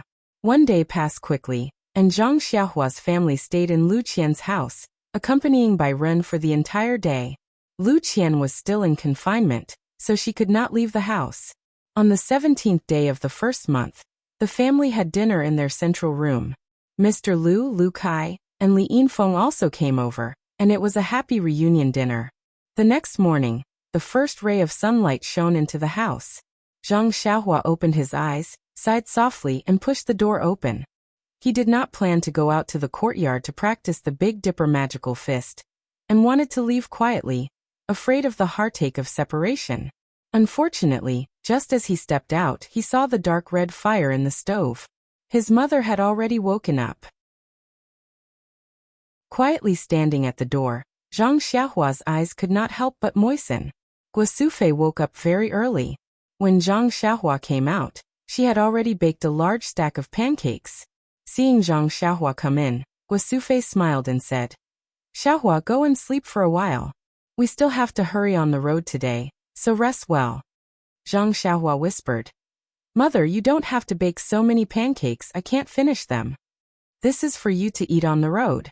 Along the way, other people's food is not to their heart's content. I'm afraid that you won't be used to it. Mother. Zhang Xiaohua was a little choked up. Well, if you can't sleep, wash your face and tidy up your huan. It still has to carry you on the road, don't starve. Zhang Xiaohua responded and went. It seems that Zhang Xiaohua's idea of quietly leaving had completely failed. Not long after, Mr. Lu Kai, and Li Yinfeng also came over. After eating, a group of people sent Zhang Xiaohua out like stars surrounding the moon. Only Lu Qian and Bai Ren didn't go out of the house. Zhang Xiaohua specially went to say goodbye to her sister-in-law. Bai Ren, this boy, was still sleeping soundly. Zhang Xiaohua couldn't help but hug and kiss his chubby little face. There were many people in the village who woke up early. Seeing that only the third son of the Zhang family was going out again, they all stopped and carefully gave their blessings. Zhang Xiaohua was ashamed. She thought that people were too bad before. At this time, she carefully smiled and greeted the people who were familiar with her. At the entrance of the village, there was no need to mention the reluctance and attachment. This time was different from before. Although they were reluctant to part at the beginning, they knew that there was no danger to their lives. At worst, they could just pat their butts and come back. This time, they knew that the road ahead was dangerous. Although Zhang Xiaohua showed a few skills yesterday and dispelled most of the old people's doubts, how could they bear to see their son take risks? Guosufei's face was still full of tears. Although Zhang Xiaohua was sad, she was after all 18 years old. She was not like the youth of the past who only had tears in her eyes. After saying a few words to her mother, father, and the others, she floated onto the deer. She patted Huan's bald horn, and the deer lifted its legs and moved forward. After a few steps, Zhang Xiaohua couldn't help but look back. Everyone raised their hands. Only her mother covered her mouth with one hand and put the other hand in front of her face with difficulty, slightly waving it. Zhang Xiaohua's hand also seemed to be weighed down by tens of thousands of pounds. It was extremely difficult for her to wave it. The tears that had been in her eyes all this time finally couldn't help but flow down the corner of her eyes. Thinking that her mother would definitely be sad if she was sad, Zhang Xiaohua forced a smile. Then, she resolutely turned her head and let the sparkling tears fall to the ground. Huan Huan also seemed to understand Zhang Xiaohua's intentions. With a low whistle, it flipped its four hooves and galloped towards Lu Town. After turning the corner at the foot of the mountain, the Guozhuang house was hidden by the mountain.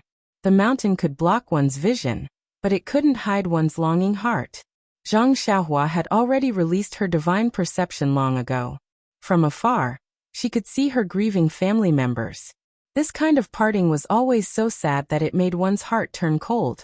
When Zhang Xiaohua neared Pingyang City, his emotions gradually calmed down. The Guozhuang house was a peaceful harbor that he would always look forward to. However, it was not the stage of his life. Zhang Xiaohua already knew that ever since he obtained the Carefree Heart Sutra and entered the cultivation of the immortal Tao, his life had become very different from that of ordinary people. Even the martial artists couldn't compare to him. Therefore, it was still the same old saying. With great power comes great responsibility. Trying to escape? That's impossible. Looking at the approaching gates of Pingyang City, Zhang Xiaohua was filled with anticipation. How were the two little girls, Nie Qianyu and Little Orange, doing? Although he could see what he wanted to know as long as he released his divine perception, was there any point in doing so? Zhang Xiaohua arrived at the inn. Everything looked the same as before. It was just that the new year had just passed, and there were more merchants coming and going. Business seemed to be much better, and the inn was bustling with activity. However, the inn staff seemed to have a strange look in their eyes. When they saw Zhang Xiaohua enter, they weren't as enthusiastic as before. It seemed like they were avoiding him. Could it be that I didn't tip them with a large sum of money the last time I came? That's why they seem distant. Could it be that Nie Qianyu has run out of money and owes them money for their rooms? Zhang Xiaohua walked into the courtyard of the inn suspiciously. In the corner of the courtyard, the horse carriage was left alone. It didn't seem to have moved at all. Zhang Xiaohua left the four odd beasts behind and walked to Nie Qianyu's door. There was no noise from the two little girls inside. Zhang Xiaohua frowned even more.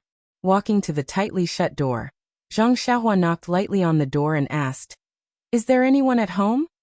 Immediately, a hoarse voice shouted from inside. "There's no one here." However, before the voice finished, it was followed by an exclamation. "Ah, Brother Ren. It can't be." When Zhang Xiaohua heard her surprised and joyful voice, cold sweat broke out on his back. I don't think he was this intimate with Miss Nia. It's only been 10 days since we last met. Yet he misses her so much? Chapter 394. Although Nie Qianyu was only 12 years old, she was still a young girl. Cough cough. She had already grown up and her body was filled with the unique fragrance of a girl. Her movements were like a swallow returning to the forest, but this really put Zhang Xiaohua in a difficult position. Should I step aside and let her pass? Wouldn't that be letting Miss Nie eat dirt? However, if I don't step aside, won't I be taking advantage of her? Although Zhang Xiaohua did not release his divine perception, Nie Qianyu's movements still allowed Zhang Xiaohua to make sufficient movements to avoid her. However, after thinking about it, Zhang Xiaohua still stood there bravely and fearlessly. He only felt a soft and delicate body in his arms and a sweet smell entered his nose. Then, a delicate arm wrapped around Zhang Xiaohua's waist. Zhang Xiaohua swayed and almost fell to the ground. His body, which had been tempered by the heavenly thunder and refined by the qi of heaven and earth, had never received such treatment before. All of a sudden, he seemed to feel uncomfortable. Zhang Xiaohua was about to reach out and push Nie Qianyu slightly to express to her that it was inappropriate for men and women to touch each other when Nie Qianyu leaned in his arms and cried, "Brother Ren, why are you only back now? Little Orange, she has been snatched away." "Ah." Zhang Xiaohua was stunned and said, "Is it because of my words? If I had known that I was so powerful, I wouldn't have joked with you guys. Quickly tell me what happened. Don't tell me that the bullies of Pingyang City want to force Little Orange to be his second concubine? Or did the bandits outside the city want to kidnap her to be their mistress?" No matter what Zhang Xiaohua said, Nie Qinyu seemed to be frightened and refused to let go. She lay in Zhang Xiaohua's arms and cried nonstop. Although Zhang Xiaohua couldn't see Nie Qinyu buried in her arms, she could imagine the scene of Nie Qinyu sobbing in the rain. Zhang Xiaohua couldn't help but pout. This child doesn't have parents to love her. She's so pitiful. After about 15 minutes, Nie Qinyu seemed to be tired from crying and realized her impoliteness. She quickly escaped from Zhang Xiaohua's arms and lowered her head, blushing, as if she wanted to hide her little face in front of her chest. Zhang Xiaohua found it a little funny. She coughed twice and asked, "Little you, quickly tell me what's going on with Little Orange. How did it get snatched away?" Hearing this, Nie Qinyu quickly looked up and was about to say something, but she saw that Zhang Xiaohua's chest was wet. Wasn't that her tears just now? She immediately lowered her head in fear. Zhang Xiaohua walked forward and patted her head. "Little you, sit down first and tell me slowly. I'm back, so leave this to me." Zhang Xiaohua's action of patting her head was a little reckless. He was used to being patted by his parents, eldest brother, and second brother at home, so he naturally thought it was a gesture of comfort. However, Nie Qinyu was a girl, so it was inappropriate to pat her head. Even if it was some other part of her body, it was a big taboo to pat her head without permission. Fortunately, before Nie Qinyu could dodge, her head was patted by Zhang Xiaohua's sneaky hand. Nie Qinyu looked up a little unhappily. When she saw Zhang Xiaohua's calm smile, she felt a lot more at ease. She felt that the hand patting her head was 1,000 times warmer and made her feel safe. Nie Qinyu obediently sat on the edge of the bed and recounted everything that had happened after Zhang Xiaohua left. It turned out that ever since Zhang Xiaohua left in the snow on the 6th day of the first lunar month, although Nie Qinyu and Little Orange were angry at Zhang Xiaohua's joke, the two girls felt isolated in this unfamiliar Pingyang city. Therefore, they almost never went out. They only strolled in the courtyard when the sky cleared up. If they had nothing to do, they would stay in the house and joke around. It was no different from when they were in the boudoir in the mountain villa. The only difference was that many of their conversations involved the heartless thief who left them in this inn and left alone. However, on the 15th day of the first lunar month, the sky finally cleared up. It was another day to see the lanterns. Even the lanterns in Lu Town attracted Zhang Xiaohua's attention, not to mention the grand and lively lanterns in Pingyang City. Therefore, Nie Qinyu and Little Orange finally couldn't resist the clamor outside the inn, and walked out of the door for the first time. The liveliness was actually secondary. The most important thing was that in Nie Qinyu's hometown, Carefree City, there was another custom on the 15th day of the first lunar month. That was, young girls could write their wishes on paper and place it on the lotus lanterns on the river. If the god of the water favored it, it would open the girl's paper and fulfill this lucky girl's wish. In the past, Nie Qinyu didn't have any major wishes and would do them casually. Today, however, was the first time she had a major wish. Therefore, she didn't care if this custom existed in Pingyang City. She pulled Little Orange along and wanted to go shopping for lotus lanterns. In fact, Zhang Xiaohua's words made sense. Nie Qinyu was only a 12-year-old girl. Her body was still developing and her appearance wasn't outstanding. Although Little Orange had delicate features and was a beauty, she was still a girl after all. She didn't have a threatening aura. The two of them wouldn't cause any trouble on the streets. However, man proposes, God disposes. Since Pingyang City didn't have the custom of placing lotus lanterns, they only found something they were satisfied with after walking around for a long time. Coincidentally, just as they walked out of the lantern shop, they saw a blind man setting up a stall by the street. There were a few words on the stall: seeking future and marriage. Nie Qinyu's mind was preoccupied with the idea of placing the lanterns at night and didn't notice at all. However, Little Orange saw it and couldn't move her feet. She insisted on dragging Miss to take a look at the stall and said, "Helping Miss find marriage." How could Nie Qianyu not understand Little Orange's intention? Hence, the two of them went forward to perform a divination. The blind man asked for their birth characters and gave them 2 divination signs. One was above average, which fulfilled Little Orange's wish. The other was below average, which ruined Nie Qianyu's good mood. Nie Qianyu pouted and tipped them a few coins. As she walked, she said, "Not allowed, not allowed. It's too unlucky." However, when it was time to place the lanterns at night, her face was still gloomy. Little Orange carefully placed the lanterns for Mississippi. She even specially said that the water god was definitely more powerful than the blind man. Only then did Nie Qianyu feel slightly relieved. However, just as they turned the corner and returned to the inn, a man in black suddenly flew down from the wall beside them. He stretched out his hand and sealed their acupoints. Before Nie Qianyu fainted, she clearly saw the man's figure. Wasn't he the blind man who performed a divination on the street earlier?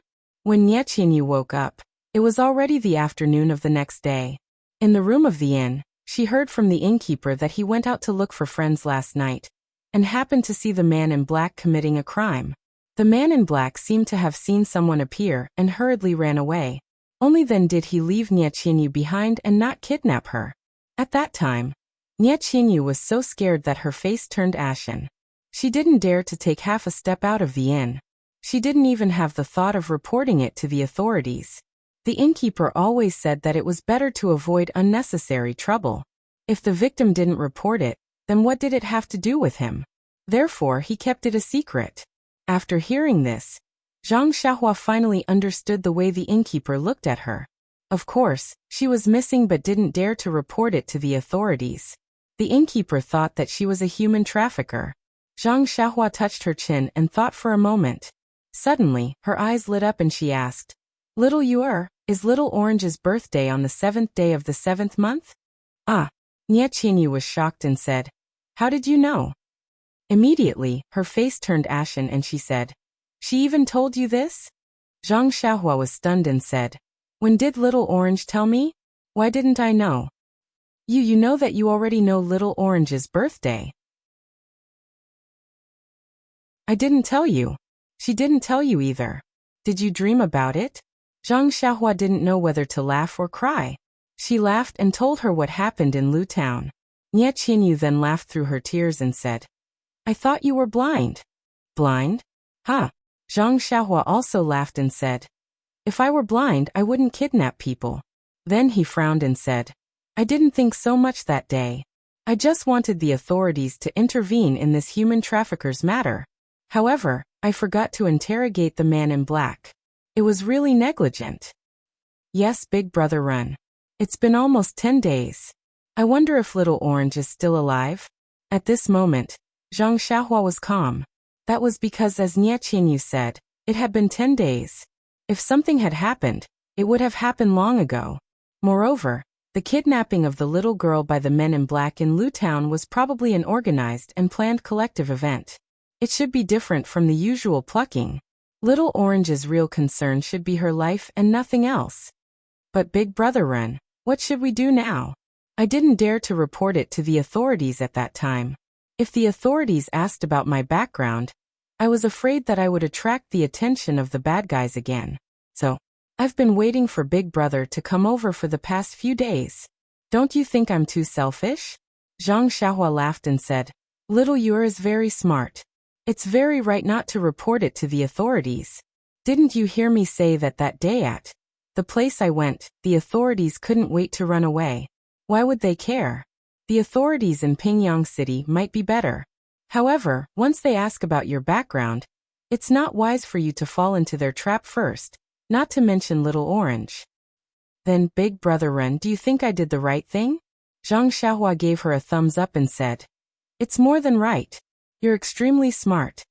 Nie Qianyu's face flushed red. The grievances that she had been suppressing in her heart for the past 10 days had long disappeared. After interacting with her for a few months, Zhang Xiahua knew that this girl had always been competitive. However, she was still young and immature. When faced with such a situation, it was difficult for her to have the best of both worlds. He laughed and said, "All right, I'm back. Leave Little Orange's matter to me. Look at your haggard face. You'd better rest more. Then he looked around and said, Little you, or I'll go next door. You sleep. Big brother Ren, please add it to your collection. Please tip it. Thank you. Chapter 395. Brother Ren Qinyu wanted to say something but stopped. Zhang Xiaohua thought for a while and said, Okay, you go ahead and sleep. I'll stand at the door. With that, he got up and walked to the door. His slender figure blocked the sunlight, and his elongated shadow was cast on the brick bed. Nie Qinyu's face was a little red and her heart was racing. She curled up on the brick bed and pulled the blanket over her body. She also covered herself with the warm shadow and felt very at ease. Not long after, she started snoring softly. When Zhang Xiaohua heard it, he tiptoed and closed the door. Then he got up and went to the room next door. The target of the men in black was Little Orange, the girl who was born on the 7th day of the 7th month. Nie Qinyu was not in any danger at all. She was just frightened. Sigh, poor child. Zhang Xiaohua sighed in his heart. First she was chased after. Now her own girl was kidnapped. She has been in a state of fear for the past few days. I wonder how many tricks she has used. I forgot to ask her. Zhang Xiaohua returned to the small house and sat cross-legged. To be honest, he was just comforting Nie Qinyu. He did not have any confidence in himself. Pingyang City was so big. Where could he find Little Orange? Moreover, she had been missing for 10 days. He did not know where she had been transferred to. But if he did not say that, what else could he say? Sitting cross-legged on the brick bed, Zhang Xiaohua released his divine senses. His divine senses were already very powerful and could cover the entire Pingyang City. However, just like what happened in Lu Town previously, even if he could cover it completely, what was the use?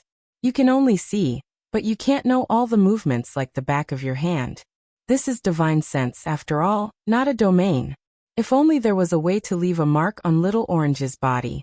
Once he released his divine senses, no matter where she was, as long as she was still in Pingyang City, he would be able to sense her. How good would that be? Zhang Xiaohua's divine senses circled around Pingyang City for a long time, but did not find anything. He had no choice but to withdraw it. It was still early, so Zhang Xiaohua closed her eyes to cultivate. The content of the Way of Heaven was boundless and vast, so it couldn't be rushed. Before leaving the Guozhuang house, he had made jade talismans that gave him a lot of inspiration. Since he could make talismans and cultivate at the same time, why not? However, before creating the talismans, Zhang Xiaohua had something more important to do. She had to comprehend the 365 talismans in the Golden Formation in her Naiwan Palace. The first time Zhang Xiaohua chose a talisman, just as he immersed his spiritual consciousness into it, he was immediately exhausted, so he immediately withdrew his spiritual consciousness, so he still did not know anything about these 365 talismans. Now that he had some free time, he naturally had to continue to talk about each of the talismans and try to find a breakthrough in his cultivation. Looking at these 365 talismans that were connected together like tadpoles, Zhang Xiaohua was a little embarrassed. These tadpoles were almost exactly the same. From the outside, one could not tell the difference at all. However, Zhang Xiaohua knew that these talismans were definitely different from each other. Looking at the swimming talismans, Zhang Xiaohua had no choice but to immerse his spiritual consciousness into a talisman that had just drifted in front of him. Just as his spiritual consciousness entered, he felt a wave of fatigue in his head. However, this time, Zhang Xiaohua did not withdraw his spiritual consciousness immediately, but insisted on immersing it in the inner layer. As his spiritual consciousness penetrated deeper, the fatigue became more and more serious, and there was even a slight prickling pain. Zhang Xiaohua was a little hesitant, not knowing if he should persist. But at this moment, the talisman emitted a milky white brilliance, producing a strong suction force. It pulled Zhang Xiaohua's spiritual consciousness tightly, as if it was about to absorb it. Seeing this, Zhang Xiaohua was not alarmed but happy. He was most afraid that no matter how he probed, the talisman would not respond. However, at this moment, just immersing it in for a while, it produced a suction force. Presumably, He needed to send his spiritual consciousness into the talisman. Finished thinking, Zhang Xiaohua slightly controlled his spiritual consciousness and let his spiritual consciousness slowly enter the talisman.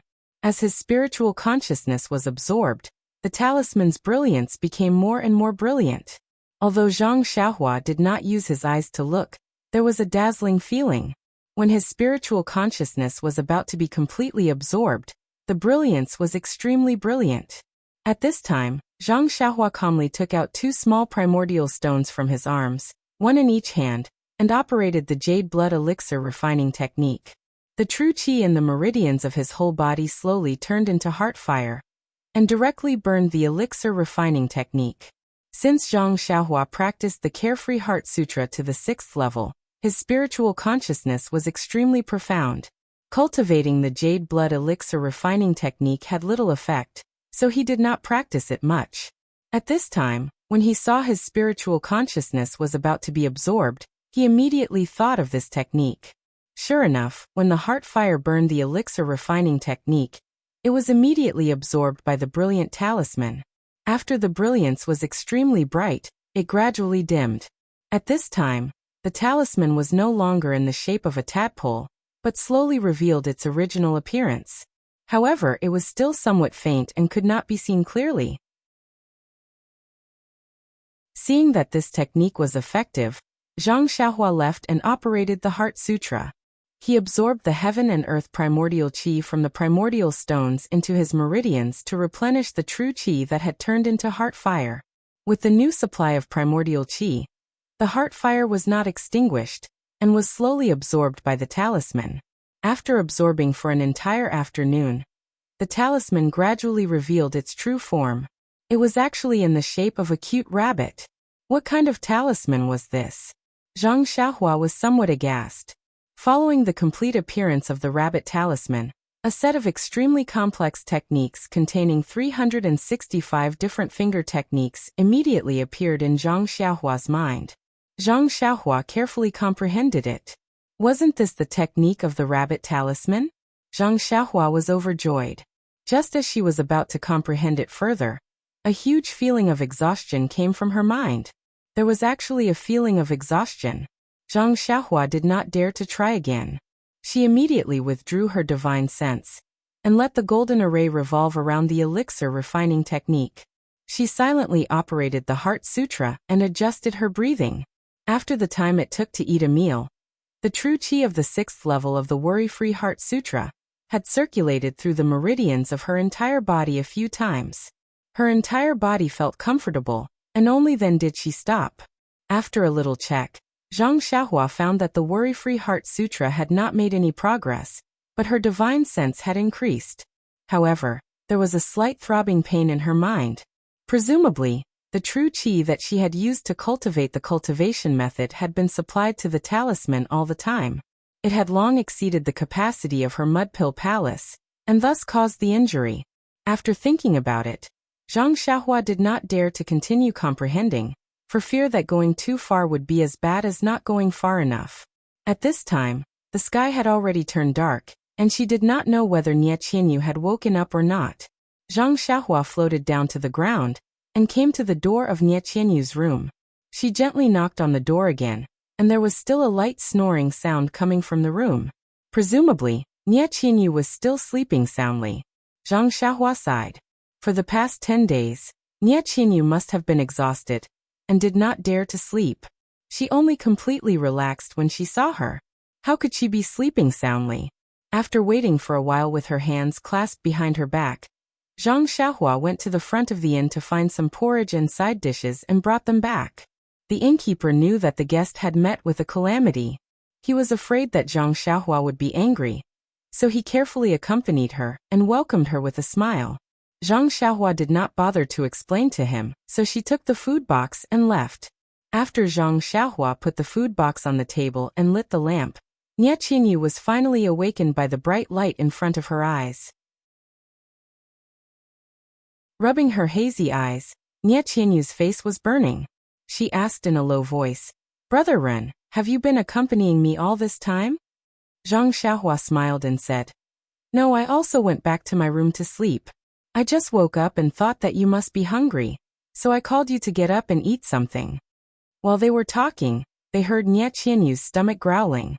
Nie Qianyu's face was burning even more. Zhang Xiaohua opened the lid of the food box and said, "Come, little fishy, eat something first and then go back to sleep." "Okay," Nie Qianyu nodded and said, "Brother Ren, you should eat too." Zhang Xiaohua said, "There's no need. I've already eaten. This is for you." After saying that, he was about to scoop rice for Nie Qianyu. How could Nie Qianyu let him scoop rice for her? She hurriedly jumped off the Kong bed and ran over without even wearing her shoes. "Let me do it, Brother Ren, you should rest." Zhang Xiaohua smiled and said, "Sit down, little fishy. Your wrist must not be completely healed. If it is injured again, won't you need to rest for many days?" Nie Qianyu was a little embarrassed and said, "Then, I will have to trouble Brother Ren." Zhang Xiaohua smiled and did not say anything. He took out the side dishes and the porridge and placed it on the table. He stood at the side and smiled as he watched Nie Qianyu eat in small bites. Nie Qianyu seemed to have never eaten as well as today. She actually finished the small pot of porridge. After putting down the bowl and chopsticks, Nie Qianyu said embarrassedly, "Brother Ren, you have never seen me eat so much, right?" Zhang Xiaohua said, "Of course, when I saw you before, I only tasted a little. Today, it was an eye-opener for me. You can eat more than me." Nie Qianyu smiled and said, "Brother Ren, you have never seen so much. Take your time to broaden your horizons." After saying that, she seemed to feel a little inappropriate and lowered her head slightly. However, she immediately raised her head and asked, "Brother Ren, is there any news about Little Orange?" After saying that, she laughed at herself and said, Brother Ren just said that he was resting in the room. I was too anxious." Zhang Xiaohua said, "I asked around outside first, but there were no good clues. I will go out later. Maybe I will find something at night?" "I see." Nie Qianyu was a little disappointed and said, "Then be careful. Don't do anything inappropriate." "Okay." Zhang Xiaohua nodded and walked to the table to clear the bowls and chopsticks. She said, "You should rest. You probably haven't slept well for many days. Go to bed. Maybe you can see Little Orange tomorrow." "Really?" Nie Qianyu was a little excited. Zhang Xiaohua shook her head and said, "I am just comforting you. I am not a god. How can I find him so quickly?" Sigh. Nie Qianyu sighed and said, "I can't help you. I just want to sleep." "Go to sleep. You will be the biggest help to me if you rest." Nie Qianyu saw that Zhang Xiaohua was not polite at all. She could only twitch her mouth and sit in front of the Kong bed again. Zhang Xiaohua took the food box out and shouted, "Little you, or lock the door." "Got it. Go." Nie Qianyu said weakly. "Go and come back early."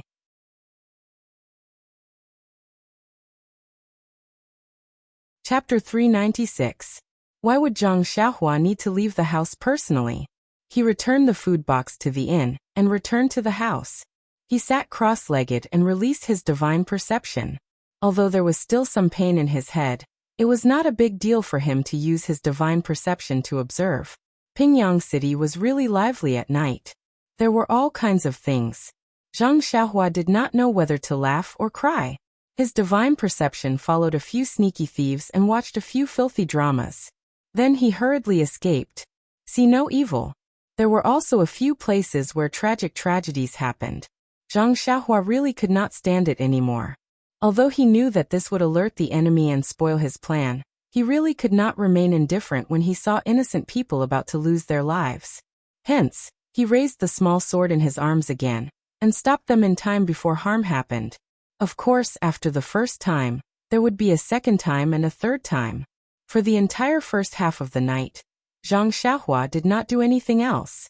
He only enforced justice on behalf of the heavens and helped the weak. This sudden black light saved many people. From then on, the legend of Lunar Shadow was born in Pingyang City. After being the savior of the commoners for half a night, Zhang Xiaohua was really exhausted. When midnight came, he immediately fell into a deep sleep.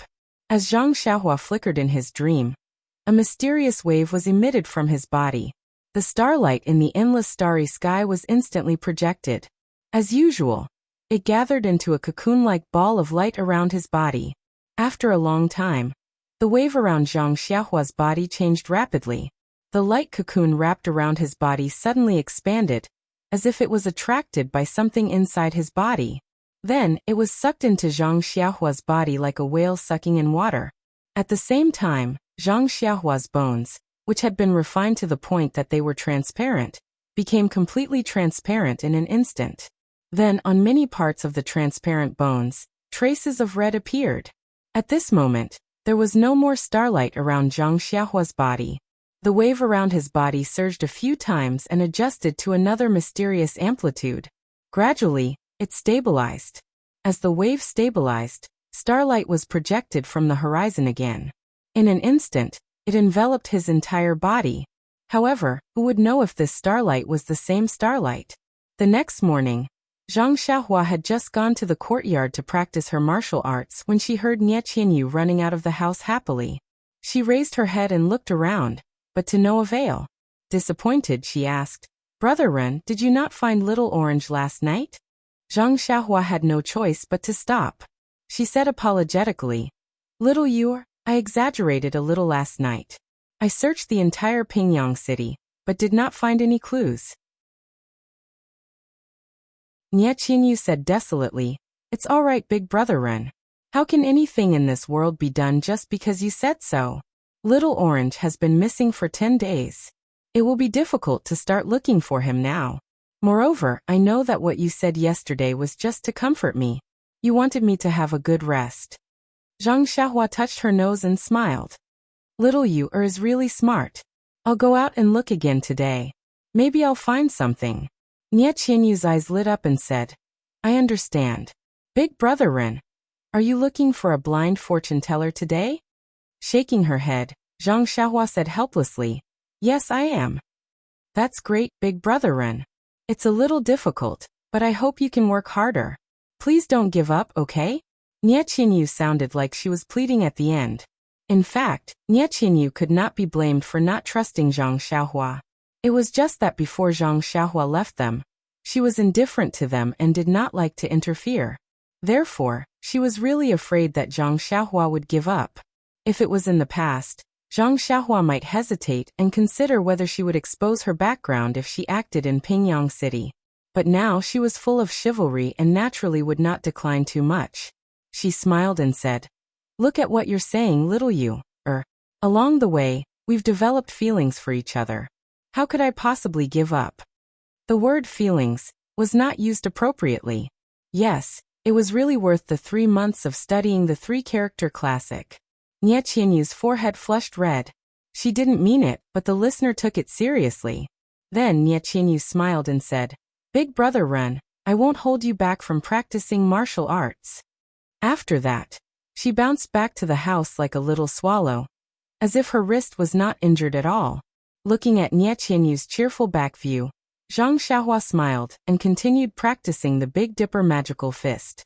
After practicing the Big Dipper magical fist for a few days, Zhang Xiaohua felt that his strength seemed to have increased by a lot. Therefore, he paid more attention to this fist technique. Late in the morning, Zhang Xiaohua went out of the inn with his hands behind his back. In fact, he could stay in the inn, but after all, Nie Qianyu was beside him. If he stayed in the house alone, Nie Qianyu would blame him for being lazy, and there would be no reason for her to find any clues in the future. There were many people from all walks of life in Pingyang City, and there were even a few blind fortune tellers.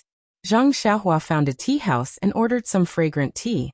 As he tasted the tea, he used his divine senses to monitor these blind men. It was easy to say, but difficult to do. Zhang Xiaohua had to look at this and that at the same time, lest he missed the real murderer. He could only see, but he could not really hear the conversation between the blind man and the others. Therefore, most of the time, he had to pay attention to the shape of their mouths and the changes in their expressions. He had to guess what they were thinking to determine if there was anything wrong with what they were doing. Therefore, Zhang Xiaohua had an unusually hard time drinking the tea. Almost all the waiters in the tea house were muttering at the side. "Is there something wrong with this guy's brain? Why is he so flustered when he's just drinking tea?" When the sky turned dark, those blind men left their stalls and went back to their homes. Zhang Xiaohua followed them closely, but he still did not find anything. The only thing he found was a stomach full of tea. Nie Qianyu was also obedient. Seeing that Zhang Xiaohua had returned empty-handed, she did not pursue the matter. She only served the food in the inn and comforted him gently. Don't worry. Heaven helps the worthy. Perhaps there will be news tomorrow. Zhang Xiaohua ate 2 mouthfuls hastily and returned to the house. He pondered carefully. Although his divine senses were powerful and could monitor several blind fortune-tellers in Pingyang City at the same time, it was after all an act of waiting. He did not know which blind man was the real culprit. Moreover, if the culprit did not disguise himself as a blind man, what should he do? For a moment he was filled with worry. The direct result of Zhang Xiaohua's worry was to release the small sword. With the power of a thunderbolt, he showed the will of heaven and punished many people who took advantage of the dark to do evil in Pingyang City. It was only late into the night that his worry subsided. The next day, Zhang Xiaohua left the inn early.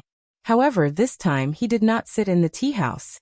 Instead, he rode out of Pingyang City on the David's Deer.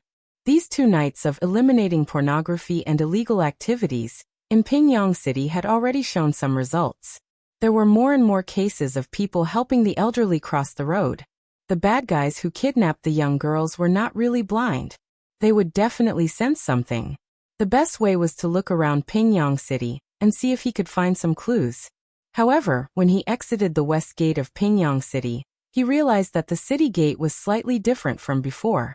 Ever since Zhang Xiaohua came to Pingyang City for the first time 6 years ago, and the numerous times he entered and left Pingyang City after that, he had not met any soldiers at the city gate. However, today there were actually a few soldiers guarding the west gate of Pingyang City. They interrogated the passers-by especially the horse carriages and the like. The inspection was especially detailed. Even Zhang Xiaohua, who was all alone, was interrogated in detail. They also looked at his strange steed from left to right, up and down. They only let him leave the city when they confirmed that there was nothing more to ask. As for the passers-by who entered the city, they did not interrogate them at all. Zhang Xiaohua was very puzzled. However, he had never been very interested in the officials, and thus could not be bothered to ask. Of course, even if he wanted to find out, he might not be able to get anything. He could tell just by looking at those soldiers who treated the passers-by like wolves and tigers.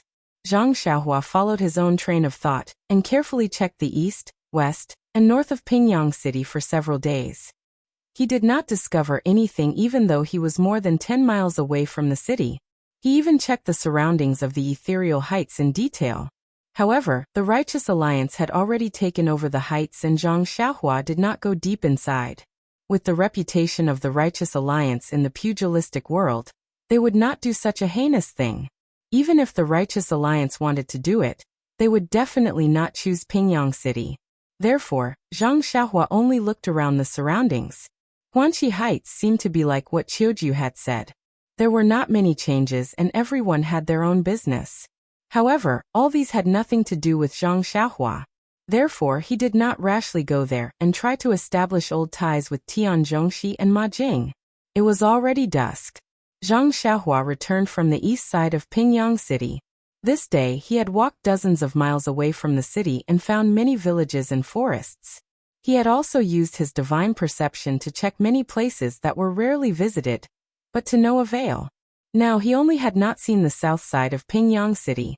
However, he had entered from the south gate, and did not see anything strange along the way. It seemed that if there was no special miracle, he could only apologize to Nie Qianyu. However, at the thought of Little Orange's voice and smile, after not seeing them for more than 10 days, Zhang Xiaohua felt a wave of sadness in his heart. If he did not leave the 2 of them alone in Pingyang City, and instead brought them to the Guozhuang house, even Lu Town, would they be able to avoid this disaster? The more he thought about it, the more guilty Zhang Xiaohua felt. He felt that he really should not have avoided these 2 girls so much.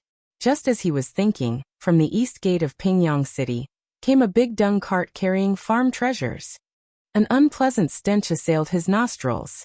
Many people on the side of the road covered their noses to avoid it. Zhang Xiaohua grew up in a farmer's house. Naturally, he was not unfamiliar with this smell and did not take it seriously. However, Zhang Xiaohua was riding on the back of the deer.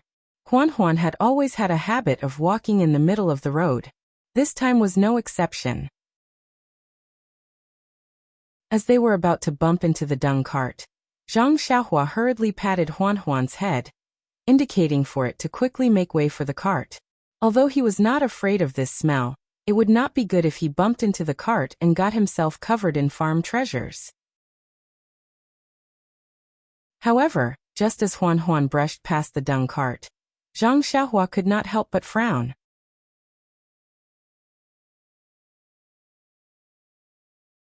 Chapter 397. Although Zhang Xiaohua had not given himself any farm fertilizer for a long time, he had seen farm treasures since he was young. Naturally, he would not frown just because he was close to them. The reason why he was like this was because he realized that there was something wrong with the two coachmen. Farm treasures naturally referred to the dung in the fields. This large dung cart must have taken the dung from the toilets of the people in Pingyang City and brought it back to the fields to be fertilized. Normally, when farmers did this kind of work, they would drive along the side of the road and drive the cart carefully. They were afraid that they would annoy the passers-by and embarrass their family. Moreover, this kind of work was not a dignified job. Who would swagger in the middle of the road? Furthermore, it was just after the new year. It was not a proper day to dig dung in the fields. If the crops were growing and needed a large amount of fertilizer, it was understandable that two strong laborers would go to the city to dig dung. However, there was no need to rush to fertilize the fields. They were just pulling the dung back and storing it first. Why would they need two people to do this kind of idle work? Of course, the two of them might have come together to be companions, or because it was on the way. However, since they were here to dig dung, they should not cover their noses. Their family was the first to despise this farm treasures. They really did not have any professionalism at all. From this point of view, how could Zhang Xiaohua not be able to conclude that there was something wrong with these two coachmen who were digging dung? These two coachmen were also pitiful. Of all the people they could meet, they just had to meet this hero run who grew up in the countryside. Yes, he was also a hero who was extremely proficient in farm fertilizer. Zhang Xiaohua brushed past the large dung cart. In order not to attract their attention, he did not stop. Instead, he continued to move forward until he could no longer see the shadow of the cart. Then, he patted the head of David's deer and turned around to chase after the cart. Zhang Xiaohua was not in a hurry. Anyway, he could use his spiritual sense. He just needed to hang from a distance. He would definitely not be discovered by them. The dung cart kept going east until it was dark. The two men got off the cart and looked around to make sure that there was no one around. Then they drove the dung cart into a small forest. Not long after, they came out again.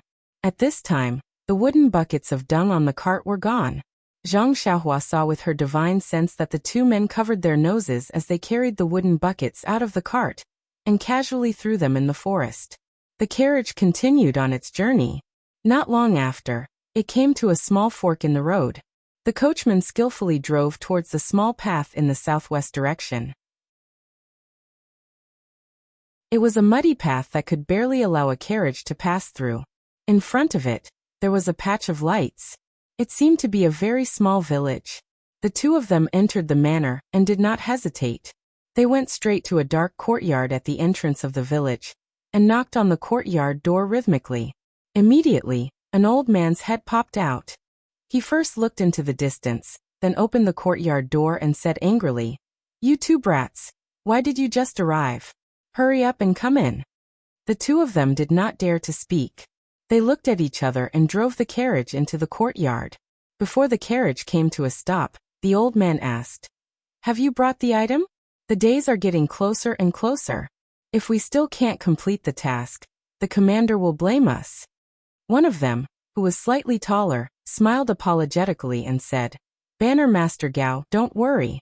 Although we are 2 days late this time, we still brought the item on time. We didn't delay the commander's matters." "You make it sound so easy. I have waited here for a few days. How can I not be anxious? The date that the commander has requested is approaching." "Oh right, Why did you delay for so long? Ah, don't mention it. Sai, don't talk about it anymore. Our days in Pingyang City have been tough as well.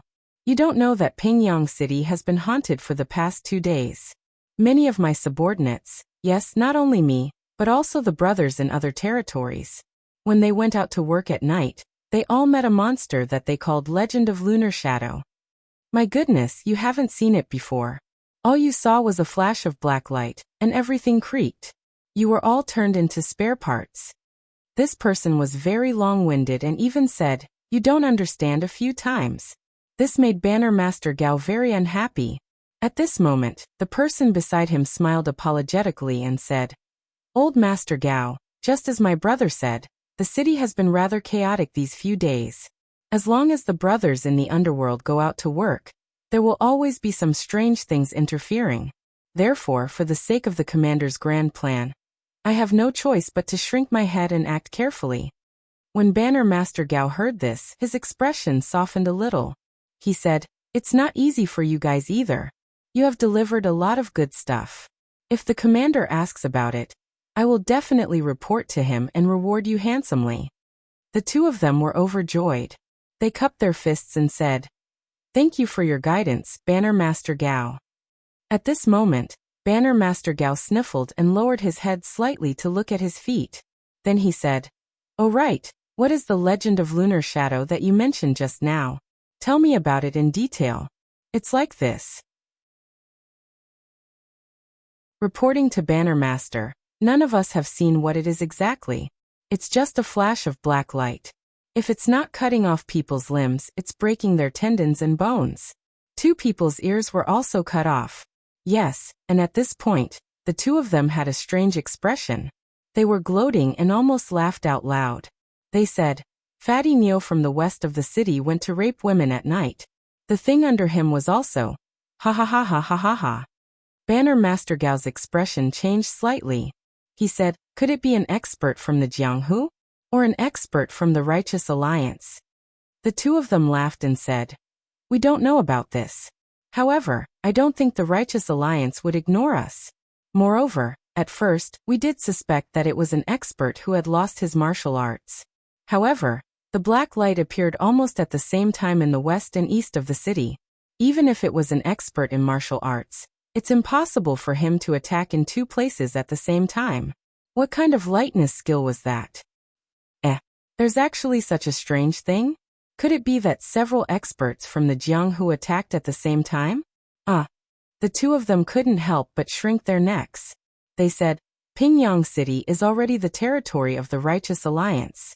Such a big sect that could even destroy the Misty School. How could they allow other experts to act arrogantly in Pingyang City?" Even a fool may be right. What you said makes sense. Forget it. Anyway, Commander Master has more or less collected the amount. It should be time to hand over the order. Sai, I just don't know why Commander Master dares to let us do these things under the nose of the Righteous Alliance. It's really hard to understand." The person who spoke first laughed and said, "Banner Master Gao, I don't know about this. That day, I specially asked Blind Man Fan. Guess what he said?" Banner Master Gao was unhappy again. He snorted and sniffled again. Inconspicuously, he rubbed his feet on the ground a few times. The person next to him laughed and said, "Don't blame him, Banner Master. Blind Man Fan only said one thing. The most dangerous place is the safest place." Banner Master Gao said disdainfully, "Everyone can say this. Do you think I don't know? If you don't have enough skills, everywhere is a dangerous place. This only shows that our commander is highly skilled in martial arts and wise." "Commander Master is mighty." The 2 of them quickly shouted. "Shoo," Banner Master Gao said. "Keep your voices down. Don't attract the attention of others." As he spoke, he sniffled. He couldn't help but raise his feet to take a closer look.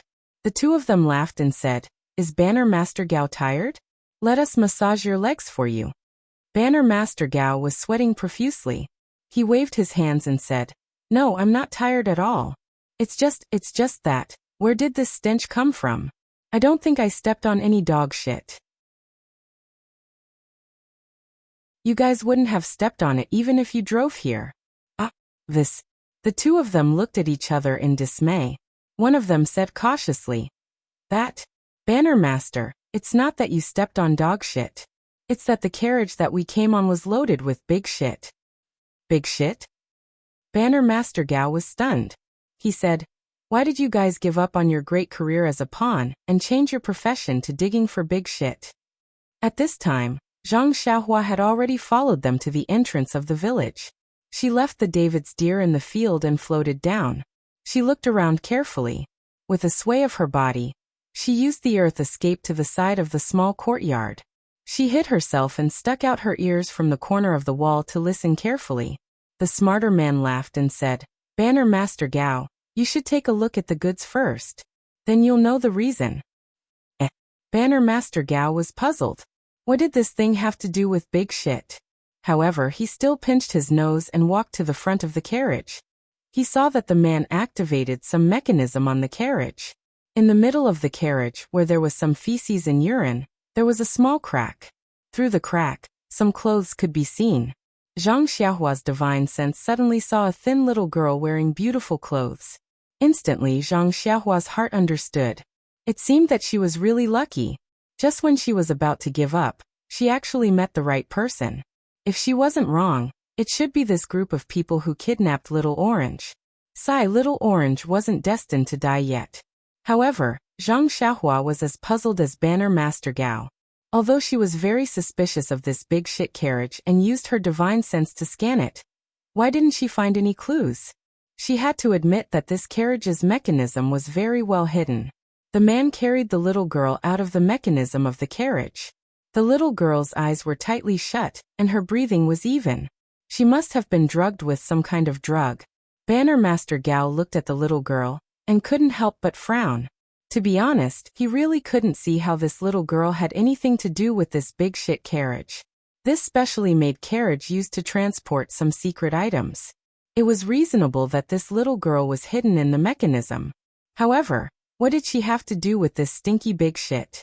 After thinking for a moment, Banner Master Gao's eyes lit up. He said, "The two of you actually used this big shit to cover your tracks? Could it be that the so-called legend of Lunar Shadow in Pingyang City made you so afraid?" Hearing this, the two of them gave him a thumbs up and said, "Banner Master Gao, you're really smart." Banner Master Gao was unhappy again.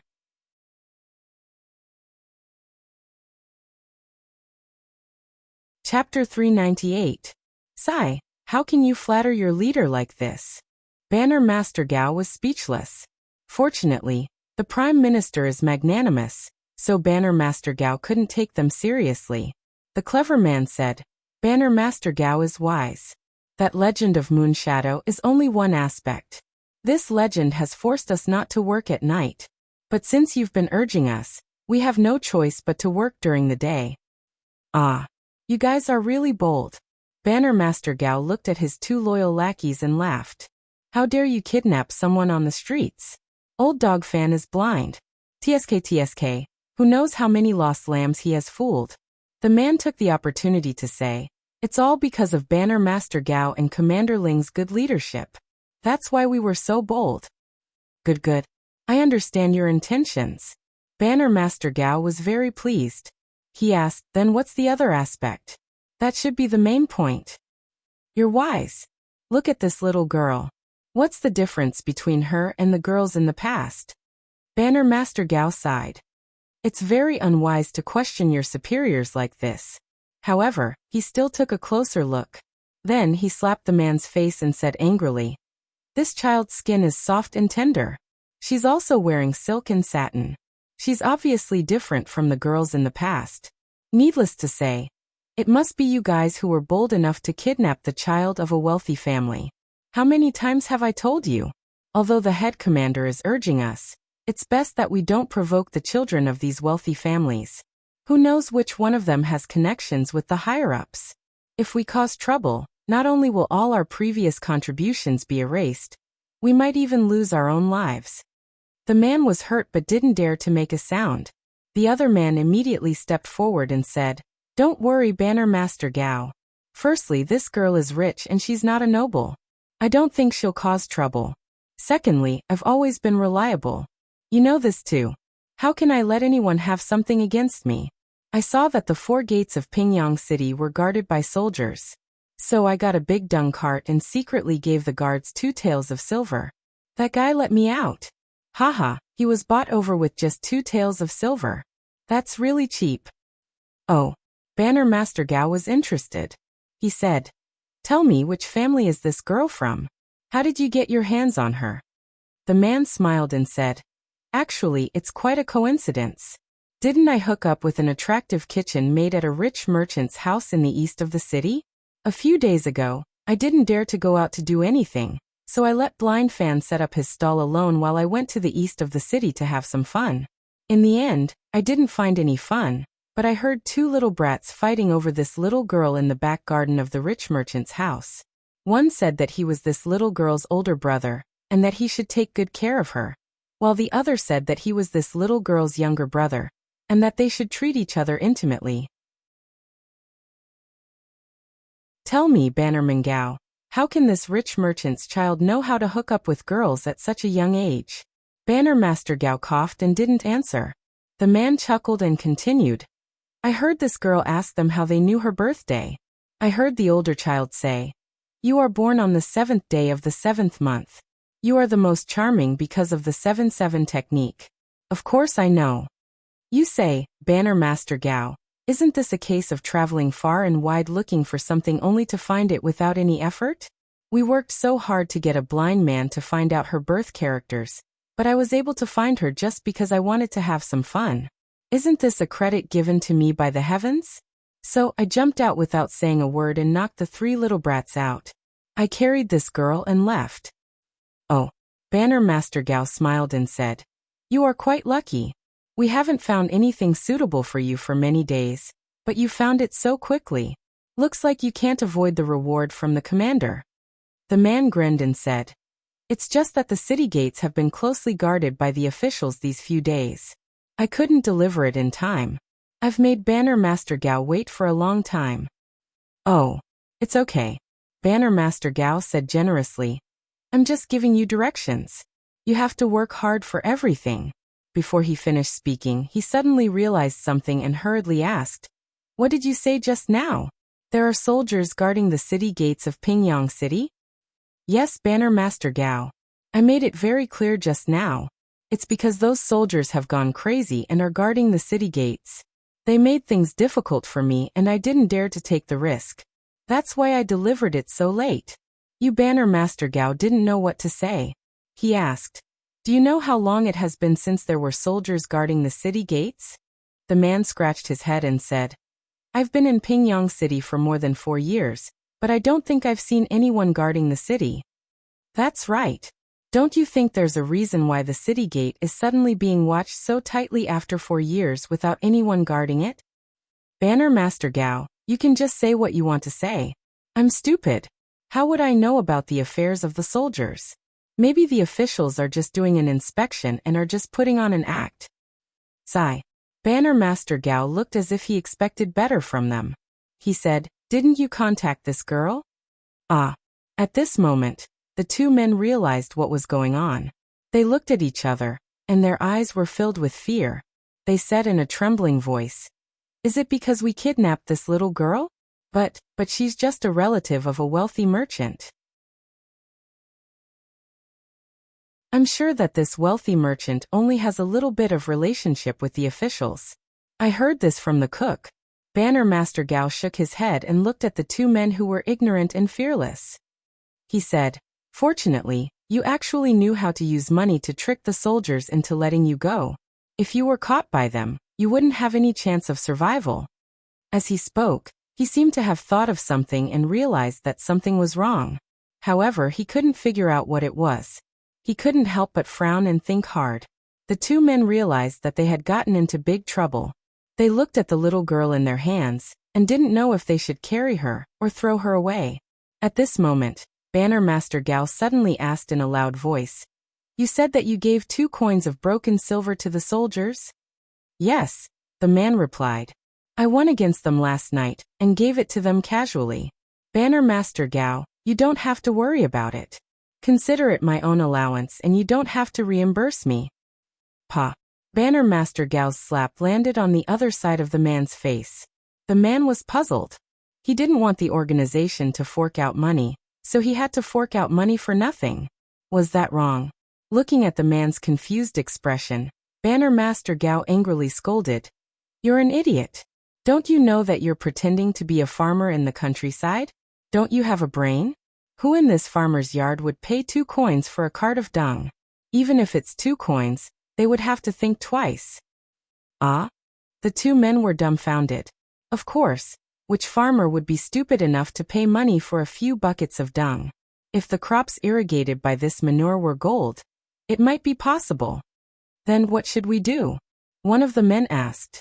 The other man said, it doesn't matter.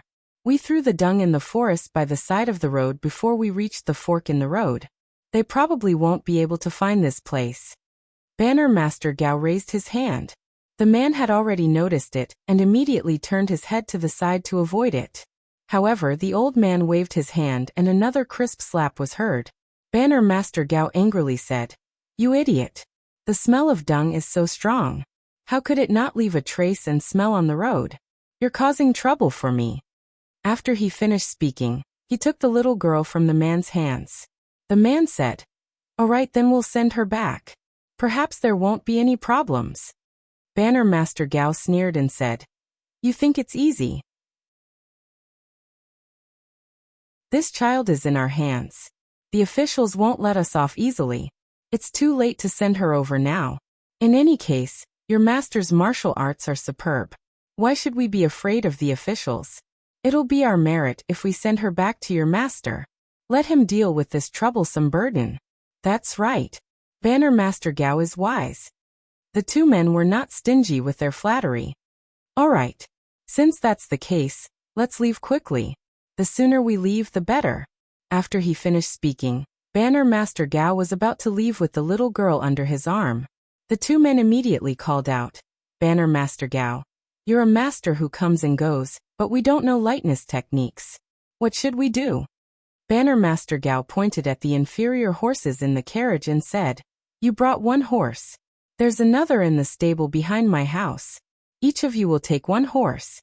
I'll take the goods and use my lightness techniques to travel. What do you think? Ah. The 2 men were so moved that snot and tears flowed out of their noses. They said, Banner Master Gao is indeed virtuous.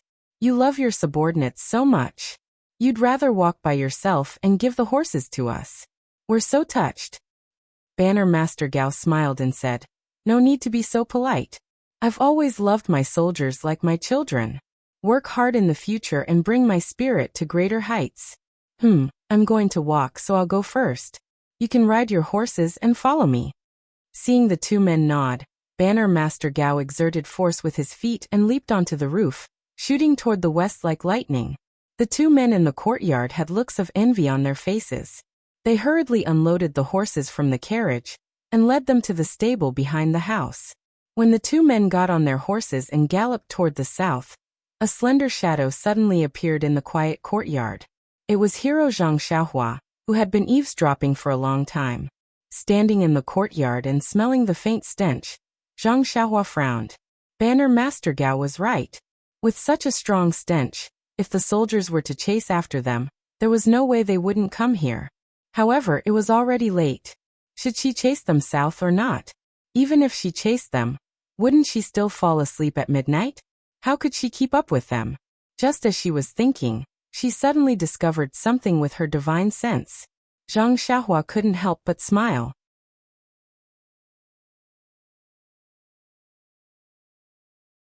Chapter 399. Just as Zhang Xiaohua was wondering if he should chase after him, his divine sense suddenly detected that Banner Master Gao, who had already run out of the village, suddenly turned around and hid behind a huge pile of firewood by the side of the road. Not long after, 2 burly men on 2 horses galloped past the road. As they walked, they said, Banner Master Gao's martial arts are indeed extraordinary. He disappeared in such a short time. He's even faster than a horse. Oh, and he's even bringing someone with him. AI, who knows how long it'll take for us brothers to reach such a level of cultivation. In the dark night, the sound of the horses' hooves was quite loud and traveled quite a distance. When the two horses were far away, Banner Master Gao finally came out from behind the pile of firewood. Looking at the dark night, he turned around and actually headed back to the village. When Zhang Xiaohua's divine sense saw this, he was very surprised. Soon after, he understood that this Banner Master Gao really had some skills. Seeing that Banner Master Gao had returned to the small courtyard, Zhang Xiaohua quickly floated up to the wall and carefully bent down to observe his every move.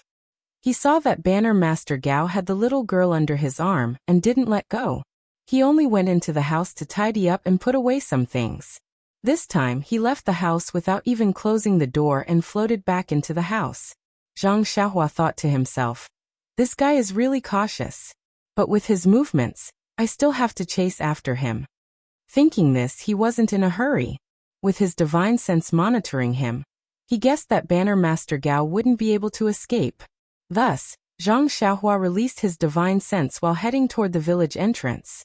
He wanted to call out to Huan Huan, but after just 2 steps, a smile appeared on his face again. Of course, Banner Master Gao couldn't continue running after reaching the north side of the village. Instead, he went downstairs to another clean courtyard and entered it. A crafty rabbit has 3 burrows. This popular phrase instantly appeared in Zhang Xiaohua's mind. Zhang Xiaohua came to the entrance of the village and pulled Huan Huan to sit on the pile of firewood at the entrance of the village. She used her spiritual perception to observe for a long time and did not see any movement from Banner Master Gao. Presumably, he would be resting here tonight. This was exactly what Zhang Xiaohua wanted. He also went into the pile of firewood and closed his eyes to cultivate. The next day, Zhang Xiaohua woke up. Before she even opened her eyes, she heard the clamor of people and horses outside. Zhang Xiaohua released her divine sense and saw that the small village had already been surrounded by many armed soldiers. The small courtyard where Bannerman Gao had appeared earlier had already been discovered. Many soldiers were searching inside. Moreover, there were small groups of soldiers knocking on each door, as if they were searching each house.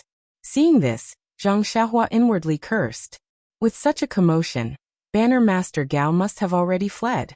When she turned her divine sense to the courtyard where Banner Master Gao had been last night, she found that he was still sleeping soundly. Zhang Xiaohua was puzzled. How could this guy be so calm? After carefully observing the movements of the soldiers, Zhang Xiaohua nodded inwardly. Indeed, Zhang Xiaohua had always despised the government.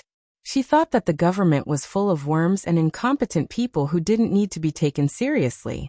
However, with her divine sense, she saw that there were many skilled soldiers among the soldiers surrounding the entrance of the village. Moreover, there were a few people with white hair and dressed in official robes. They were carefully looking at the ground and muttering something. Then, as if they had reached a consensus, they walked towards another person on a horse. The person on the horse seemed to be an official. After hearing their suggestion, he frowned and shouted something loudly. Thus, the soldiers who were searching the houses immediately stopped disturbing the villagers and gathered at the entrance of the village. When the soldiers were in formation, the official waved his hand and the entire group of soldiers headed west of the village. Wasn't that the direction the two of them had ridden to last night? However, before the official left, he looked around the entrance of the village as if he was looking for something. It was only when everyone had left that he patted his horses, and chased after them. After a while, this small village with an unknown name quieted down again. In an instant, Zhang Xiaohua's admiration for this Banner Master Gao surged like a torrential river. This guy was really smart. Last night he had fainted a shot and then slept soundly in his room. Just like that, he had shaken off the pursuing soldiers. This was similar to the trick Zhang Xiaohua had played in the small town in front of Tanha City. However, looking at his mentality and maturity, Zhang Xiaohua could only hope to catch up. In an instant, Zhang Xiaohua seemed to understand that sometimes, things in this world couldn't be completely solved by force. She also immediately became more wary of this Banner Master Gao who didn't seem very powerful. Sure enough, less than the time it took to drink a cup of tea after the soldiers had left, Bannerman Gao woke up. He walked out of the door and listened carefully before returning to the courtyard. He found a shabby carriage and pulled out a small donkey from the backyard. He put the donkey on the carriage and then returned to the house. Nobody knew where he found the girl, but he carried her out and casually placed her in the carriage. Just as Zhang Xiaohua was watching with great interest, and secretly pondering and seriously studying, a man dressed in martial arts clothes suddenly appeared at the entrance of the village where the military official had been standing. He was even pulling a handsome red horse with him. As he walked, he looked around in a flamboyant manner, as if he was very strange. That man was still mumbling. "What's going on? I just had diarrhea, and all these people are gone? Cousin too. Why didn't he tell me when he left? Where did they all go?" Zhang Xiaohua carefully identified the person, and he couldn't help but be overjoyed. This was an old friend. He hadn't seen him for a long time, and Zhang Xiaohua had a special affinity with him. Wasn't this Yu Dai, the eldest young master of the Lotus Flower Escort Agency, who had studied together with Zhang Xiaohu in the Martial Arts Training Center? Speaking of the great young master Zhang Xiaohua, he indeed had an affinity with Zhang Xiaohua. On the way to Pingyang City to practice martial arts, this fellow had met the two brothers Zhang Xiaohua and Zhang Xiaohu together with Li Jinfeng and Yu Luan. They had even entered the city in the same carriage. When Yu Dai was practicing martial arts at the Lotus Flower Escort Agency, he had used his family's heirloom cinnabar palm to injure Zhang Xiaohua's right hand. If it wasn't for the fact that Zhang Xiaohua's fist of the North Star had the effect of tempering the bones, it was likely that Zhang Xiaohua's right hand would still be unable to exert any strength. Also, during the martial arts exhibition at the Misty School, Zhang Xiaohua and Yu Dai met again. However, their results were completely different. Zhang Xiaohua had passed several rounds consecutively while Yu Dai had returned empty-handed, losing all face. Of course, because the results were different, the two of them didn't know each other's battle results. After the martial arts exhibition, they hadn't met again. It had been 5 years since then. Looking at Yu Dai, Zhang Xiaohua's lips curled into a smile. Yes, it was purely a smile of seeing an old friend. It was as if he didn't remember that he had been injured by someone back then. At this time, Banner Master Gao had also gotten on a donkey cart and was heading towards the village entrance. If there were no accidents, the two of them would meet very soon. Putting aside Yu Dai's current martial arts and whether he could be a match for Banner Master Gao, even if Yu Dai could easily take down Banner Master Gao, it would still spoil Zhang Xiaohua's plan of setting a long line to catch a big fish. Therefore, Zhang Xiaohua absolutely wouldn't allow Yu Dai to spoil his plans. After thinking for a moment, Zhang Xiaohua took out a large handkerchief from his bosom and covered his face. With a twist of his body, he used Earth Escape to appear behind Yu Dai. He reached out and grabbed the back of Yu Dai's neck.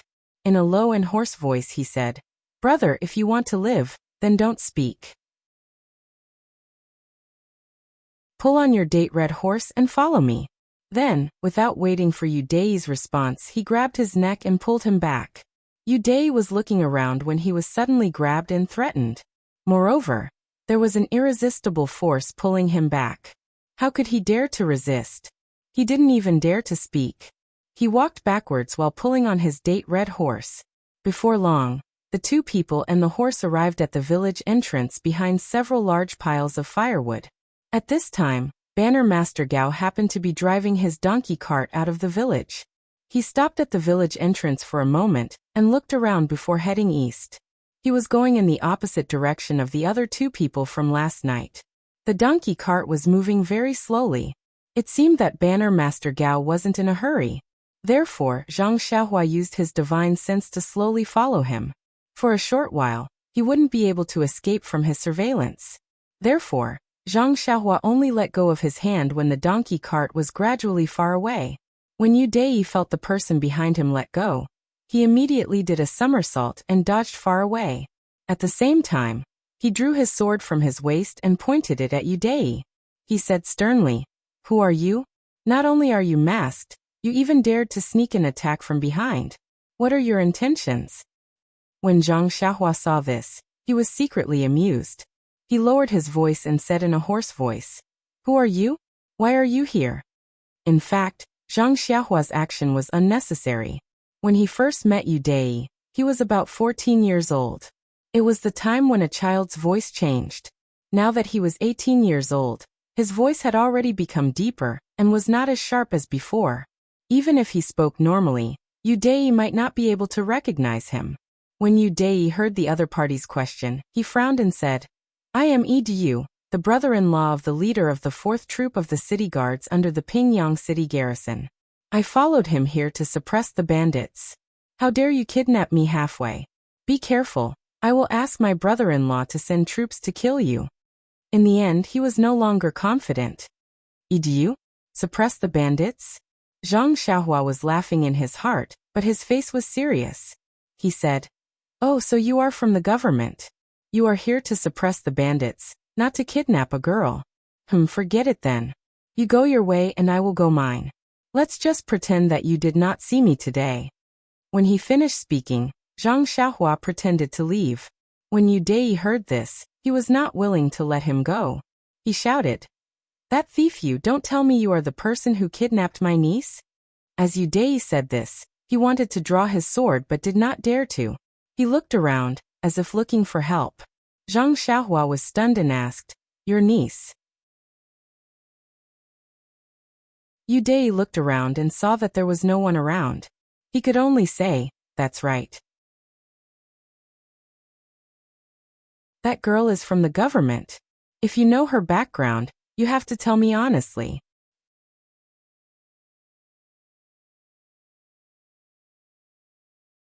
Chapter 400. At this time, Banner Master Gao's donkey cart had already traveled for a while. Zhang Xiaohua was afraid of delaying the important matter, so she said, I'll tell you the truth. Your brother-in-law's group has already traveled west. They seem to have found some useful clues. Moreover, I'm not the thief who kidnapped your niece. If you want to find your brother-in-law, you can go west. When Yu Dai heard this, she turned her head to look at the small path to the west. She slowly walked in that direction, but she said, Since you're not the thief, how do you know that I'm looking for a girl? Zhang Xiaohua laughed in her belly, but she said, Yes, this is what I want to tell you. If you want to find your niece, then don't go west. Yu Dai curiously stopped in her tracks and asked, Why is that? Because that's the thief's plan to lure the tiger away from the mountain. The people in the west are just small fries. The real thief is riding on a donkey cart. Ah, Yu Dai said in surprise. How do you know? Zhang Xiaohua smiled. When I pulled you over just now, that thief drove his cart out of the village. He went straight east. Why didn't I see him? Yu Dai was surprised. Because I'm taller than you. This seeing that the masked man in front of her was only a few fingers taller than her. Yu Dai was speechless. This didn't seem to be a very accurate reason. Then why didn't you stop him? Your martial arts aren't good enough. The two of us should be enough, right? Why don't you chase after him, and I'll go report to my brother-in-law. Zhang Xiaohua shook his head and said, If I stop him, then I can only save your niece. I won't be able to save anyone else. Moreover, if you go and report the news now, not to mention whether you'll be able to find that thief when you return, it won't be easy for you to find his nest. Yu Dai was also a smart person. She immediately understood Zhang Xiaohua's meaning. Then you mean to say that we should follow that donkey cart? Just the two of us? Zhang Xiaohua thought to herself, Nonsense, do you think I want to take you there? If it weren't for the fact that you'd run into Banner Master Gao just now, and if it weren't for the fact that you'd report to your brother-in-law, who we don't even know if it's true or not, would I have taken you there? His face was expressionless as he nodded. There must be a lot of people in the thieves' lair. Just the two of us might not be a match for them. I think we should inform my brother-in-law first. Zhang Xiaohua stared at him coldly without saying a word. Seeing this, Yu Dai felt a chill in his heart and immediately said, Fine, since your distinguished self's martial arts are so strong, then fine. This one will also risk his life to accompany you. This one will follow you into the wolf's den. Yu Dai understood that this man would definitely not let him go. If he did not follow him, he might be killed immediately. The feeling of being grabbed by the back of his neck was very uncomfortable. Good, very good. This is Brother Yi's own initiative, I did not force you. Zhang Xiaohua smiled and said, Furthermore, aren't you going there for your niece? Your intentions are commendable. Yu Dai secretly curled his lips. Zhang Xiaohua let out a long whistle, and the 4 deer Huan galloped over from outside the village. When it got close, Zhang Xiaohua floated up and said with a smile, "Brother Yi, why don't you get on the horse?" Yu Dai stared at the mule dumbfoundedly, and did not say anything for a long time. Finally he asked, "Your distinguished self, you're going to ride this? Can you catch up to that donkey cart?" Zhang Xiaohua smiled and said, "Isn't it just a donkey cart? It's not a carriage, so why can't we catch up?" They were also speechless. That's right, didn't he just say that it was a donkey cart? Using a mule to chase a donkey was exactly the right thing to do. After thinking for a moment, he sheathed his sword and mounted his horse. With a shake of the reins, the date red horse galloped forward. After traveling for a while, Yu Dai heard a voice behind him. "Brother Yi, it's better to slow down. With this speed, we can catch up with the donkey cart very quickly. It's better for us to stay far away from it. What do you think?" When Yu Dai turned around, her eyeballs almost fell out. That ugly mule was following closely behind her. The masked man was sitting cross-legged on top of it. Looking at the mule's appearance, he seemed to be handling it with ease. Was this still a mule? After Yu Dai recovered from his shock, he immediately stopped looking down on it, and followed Zhang Xiaohua's instructions to slow down the speed of the horse. Thus, 1 horse and 1 mule slowly moved forward on the small road. Zhang Xiaohua knew what was going on, but Yu Dai could not. From the time he arrived at the entrance of the village until he was tricked by Zhang Xiaohua to the small road, he did not see any trace of the donkey cart. How could he be at ease? He could not help but look at Zhang Xiaohua from the corner of his eyes and thought to himself, "Could it be that this guy's target is the handsome me?" Thinking of this, he could not help but feel a chill in his heart. But he saw that the masked man did not even look at him. Instead, he closed his eyes and did not know what he was thinking. He also did not seem to be interested in him. He hoped that he was wrong. Sure enough, after a while, Zhang Xiaohua said, "This guy is really cunning." Then, the two of them continued to move forward. When they passed the fork in the road, Zhang Xiaohua did not hesitate and directly went to another fork in the road to the south. Yu Dai was shocked. How did this guy know to go south? Could it be that he could see further from a high place? He was not that much shorter than him. But soon he understood that this guy was not alone. He must have his helpers ahead of him, and they must have marked the road ahead. So he was no longer afraid. Since he had helpers, he did not need to be a lone hero. All the way to the south, in the direction of Lu Town. Moreover, this time, they actually walked for as long as 2 days. Fortunately, Bannerman Gao on the donkey cart did not travel at night. He also traveled in the morning and slept at night. Most of the time, he slept in the night or in the wild. This was good as well. It saved Zhang Xiaohua the trouble of searching for him. But the drowsiness at night was annoying. Zhang Xiaohua had to find a reason to go far away and find a suitable place to sleep. She could only appear the next day. But fortunately, Yu Dai was tactful. She knew that they were already far away from Pingyang City, and she had nothing to rely on. She could only follow this mysterious swordsman. And this swordsman indeed had the same idea as her, which was to save people. So he listened to Zhang Xiaohua's arrangements and did not run away or act on his own. This afternoon, the donkey cart moved slightly to the east and entered a small path.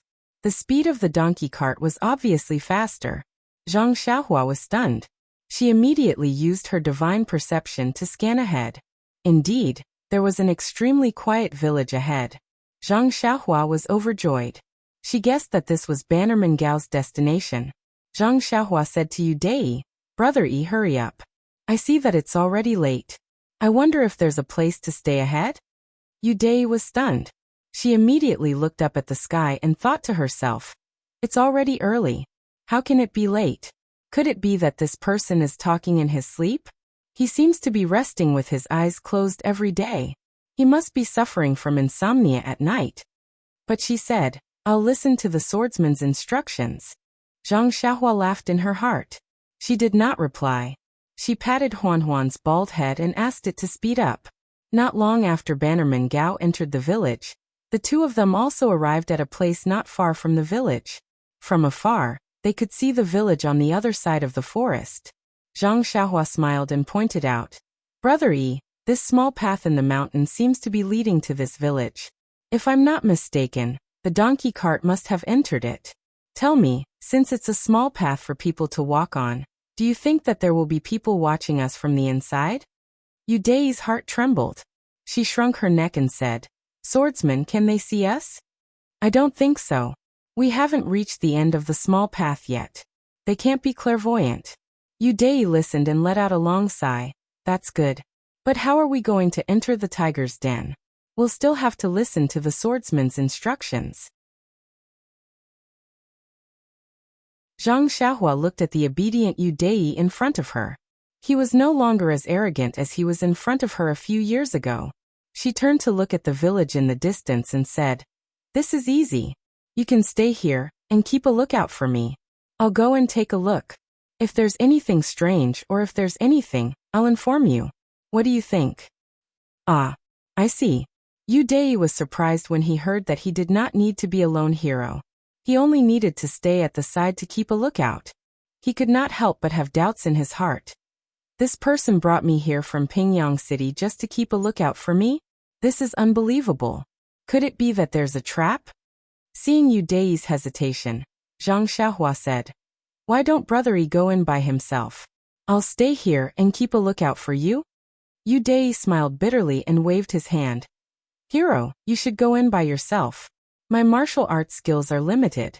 It's better for me to stay here and keep a lookout." His tone was far from the high-spirited person he used to be. Zhang Xiaohua found it strange. Haha, that's right. Anyone who lost their confidence after being beaten up by a group of teenagers 5 years ago would be the same. After making the arrangements, Zhang Xiaohua no longer rode on the David's deer. She only used her qinggong and leaped onto the treetops. She leaned forward and moved forward.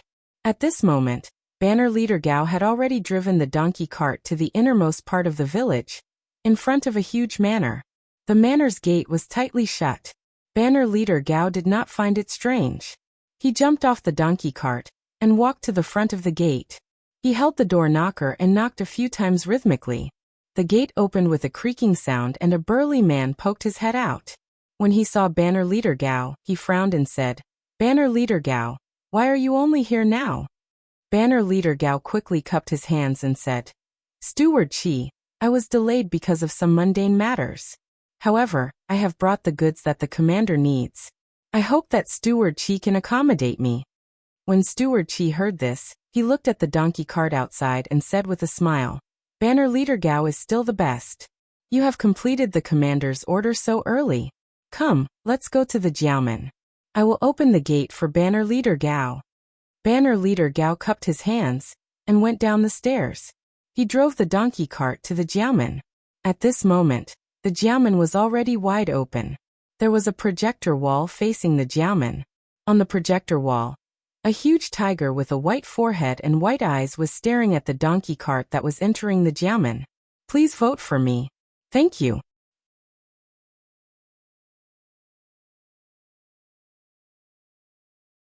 Chapter 401. The manor was surrounded by forests. Many of them were pine trees that didn't shed their leaves even in the winter. They were there to conceal something. However, this was exactly what Zhang Xiaohua wanted. She hid herself in a corner and released her divine sense to carefully observe the surroundings. She saw a very large manor. It seemed to be as big as the entire village. The interior was indeed different from what Zhang Xiaohua had seen before. There were fields and houses in Huanxi Manor. The manor of the South Sea Flood Dragon King in Jinghua City also had mountains and rivers. However, this manor was mostly made up of small houses that looked very neat. Banner Master Gao drove the donkey cart through several crisscrossing paths and stopped in front of a large hall in the middle of the manor. Just as he was about to get off the cart, 2 men dressed in green came out of the large hall. When they saw Banner Master Gao, they said in surprise, "Banner Master Gao, why are you here again? Could it be that you found some good goods?" When Banner Master Gao heard this, he smiled and said, "So it's Banner Master Lu and Banner Master Liang. Are you two also here to offer goods to the commander?" One of the men with a slightly dark face said, "That's not the case. The commander's requirements are a bit high. I really didn't find many suitable goods in my area. I was afraid that the commander would be anxious, so I came to explain to the commander first and ask him to give me more time." The other man also said, "My situation is similar to Banner Master Lu's. I only found a dozen or so people from before and didn't find anything else. A few days ago, I found one in town. However, before I could offer her to the commander, I ran into an expert and was saved." Su Lu also had his acupoints sealed, and a group of people lit up a sky lantern. Hearing this, Banner Master Gao was stunned and said, "Why is Su Lu so unlucky? He actually ran into a group of experts." That Banner Master Liang smiled bitterly and said, "I don't know exactly how many there were. The people who lit up his sky lantern were only ordinary people in town. It's just that Su Lu's acupoints were sealed and he couldn't resist, so he was accidentally burned by the lantern." Banner Master Gao was speechless. Being killed by an expert could only mean that he wasn't skilled enough. Being killed by a group of ordinary people could only mean that he was unlucky. With a sorrowful expression, he said, "Poor Su Lu. Banner Master Liang has lost both his left and right arms. This number is much harder to come by." "That's right. Last night, I personally went to capture that girl and killed a few of her family members and neighbors. It can be considered as revenge for Su Lu." "Sigh, Banner Lord Liang, you are truly benevolent and righteous. If Su Lu's spirit is still in the underworld, he will also thank you." When Banner Master Liang heard this, he was very happy and said, "Not at all. We're all brothers, so we naturally have to take revenge. Oh, that's right, I'm still missing a few. Do you have any extra?" Banner Master Gao hurriedly waved his hand and said, "If it were any other day, perhaps I could spare a few for Banner Master Liang. However, this brother has been in an eventful period in the city these past few days. A few strange things have happened, so I reckon that I won't be able to do anything in the short term. The last girl in the carriage was also obtained by this brother after taking a great risk and losing 2 brothers. Please forgive me, Banner Master Liang." When the 2 Banner Masters saw that Banner Master Gao was declining, they didn't continue to be long-winded. They cupped their hands and said, "Then congratulations to Banner Master Gao for completing the Command Master's order. Presumably, you will receive a generous reward. Let us congratulate you in advance." Banner Master Gao smiled and said, I wouldn't dare. I'm only serving the Command Master. I don't have to be greedy for merit." Banner Master Liang said, "However, the Command Master isn't here today. Only the Vice Command Master is here. I'm afraid that Banner Master Gao will be disappointed." "Oh, I see." Banner Master Gao indeed looked a little disappointed. He said, "Didn't the Command Master say that he would be here these past few days?" "This one." Before he could finish speaking, a dignified voice came from the main hall. "Gao Xiong-lin, do I still have to report the Command Master's whereabouts to you?" Banner Master Gao's expression was startled. He hurriedly bowed and said, "Vice Command Master Dan, this one was wrong. This one shouldn't have thought too much." The 2 Banner Masters hurriedly bowed as well. At this moment, a tall man walked out from the main hall. He was also wearing a light green robe, and his hair was a little white.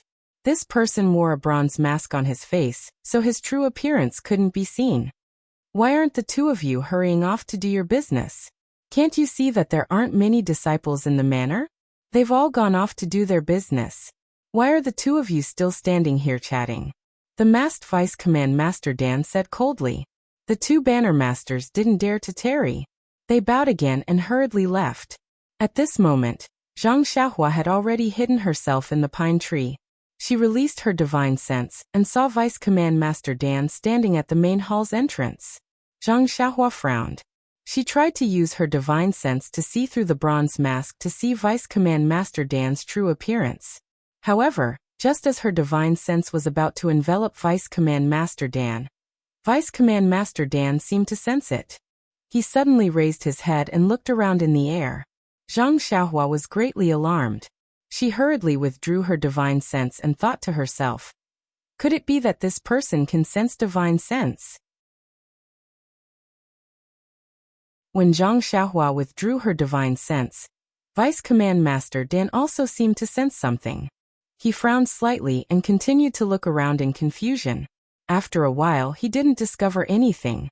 He asked, Gao Xianglin, when you came here, was there anyone following you? When Banner Master Gao heard this, he immediately replied respectfully, I was cautious.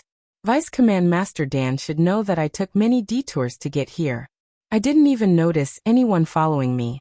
Even if there was someone following me, I would have shaken him off long ago. Vice Command Master Dan replied. However, he still wasn't completely at ease. He activated his inner energy and magnified his senses to check carefully. He then said, Perhaps I was overthinking. Oh right. You said that Pingyang City isn't very peaceful. What is it? Tell me about it. Banner Master Gao smiled and said, Vice Command Master Dan, please take a seat inside. I will pass the girl in the carriage to you and tell you about it in detail. How about that? All right, Gao Xianglin. You just like to scheme. Vice Command Master Dan smiled and said, Aren't you just afraid that I won't reward you? Come. Put the girl in the back hall and tell me in detail about the strange incident. Then I will give you the reward that Vice Command Master Dan promised. Really? Banner Master Gao was overjoyed. Thank you, Vice Command Master Dan. After he finished speaking, he turned around and carried the little girl out of the carriage and followed Vice Command Master Dan into the main hall. Zhang Xiaohua thought that her supernatural awareness had been seen through and did not dare to release it again. After thinking for a moment, she didn't dare to stay any longer. She jumped down from the ground and used the earth escape technique to reach Yu Dei's hiding place. She found a place where she could hide from him and walked to Yu Dei. Brother E. Yu Dei hurriedly asked, Hero, did you manage to find out what happened in front? Zhang Xiaohua told Yu Dei about what she saw in the manor just now. Finally, she said, There are indeed a few experts in the manor. I reckon that the two of us might not be their match. Can you see if you can find some helpers? Helpers? Yu Dei was puzzled. Where did the helpers that you sent go? Zhang Xiaohua said, He left earlier. I don't know where he is now. Then where do you want me to find helpers? Yu Dei asked. Sai, how would I know? Now that I think about it, it might not be a bad thing to lure your brother-in-law here. Hero, it's useless to regret now. However, I have an idea. Zhang Xiaohua's eyes lit up. What is it? Tell me about it. I have a command arrow for the deployment of soldiers from Pingyang City. I received it when I went to the village to exterminate the bandits. With this command arrow, I can deploy some soldiers to the towns and cities around Pingyang City that are guarded by soldiers. However, I don't know where we are and which town is the closest to here. It's impossible to go back to Pingyang City now. Zhang Xiaohua laughed in her heart. If it's Pingyang City, I won't know. However, this journey seems to be in the same direction as my journey from Lu Town to Pingyang City. I've just passed by here. How can I forget? Then, Zhang Xiaohua pretended to be deep in thought. After a while, she said, From what I remember, there seems to be a town called Lu Town in the southwest from here. It should be half a day's journey. With Brother Yi's speed, you should be able to reach it in the middle of the night? Of course. With my speed, with my mount speed, there shouldn't be a problem. Good. Brother E, I'll leave the task of returning to Lu Town to mobilize the soldiers to you. I'll stay here to keep an eye on them. If they do anything strange, send your niece to another place. I'll leave a message here. What do you think? Yu Dei cursed in his heart. Look at the situation now. Alright, you still have to mobilize the soldiers. If you didn't let me do it earlier and saved her, we would have returned to Pingyang City long ago. But now, the one with the bigger fist was right. He didn't dare to raise any objections. He cupped his hands and said, Then I'll have to trouble you. I'll go and mobilize the soldiers now. I think I'll be able to return by tomorrow morning. During this time, please keep an eye on these bandits. Don't let my niece go missing. Zhang Xiaohua smiled and said, Don't worry. If anything happens, even if I don't save my own people, I'll save your niece first. How about that? Yu Dei didn't care whether he believed it or not. He still cupped his hands and said, Thank you, hero. I'll go now. After he finished speaking, He mounted his horse and lashed out with his horsewhip. The purplish-red horse's hooves flew as it galloped along the small path. When Yu Dai was far away, Zhang Xiahua sat cross-legged and pondered carefully. Ever since she cultivated her divine perception, no one had ever found out about it. How did it get discovered today? Could it be that martial artists who cultivated to an extremely high level would also have divine perception? However, that day under the lava on the deserted island, when her divine perception came into contact with the monster with huge eyes, it was different from what she felt from the bronze-masked man today. Perhaps, this bronze-masked man didn't have divine perception? But, could he feel that she was using her divine perception to observe? Zhang Xiahua was shocked. If that was the case, she couldn't use her divine perception. What should she do? That you're tuning in to the Li Mei's Wuxia Whispers YouTube channel. We're so grateful for your support, and don't forget to subscribe to join us on this incredible journey through captivating stories. Your generosity through donations truly makes a world of difference, as it's the primary source of revenue that allows me to expand and enhance this channel for you. Thank you from the bottom of my heart for being a part of this adventure.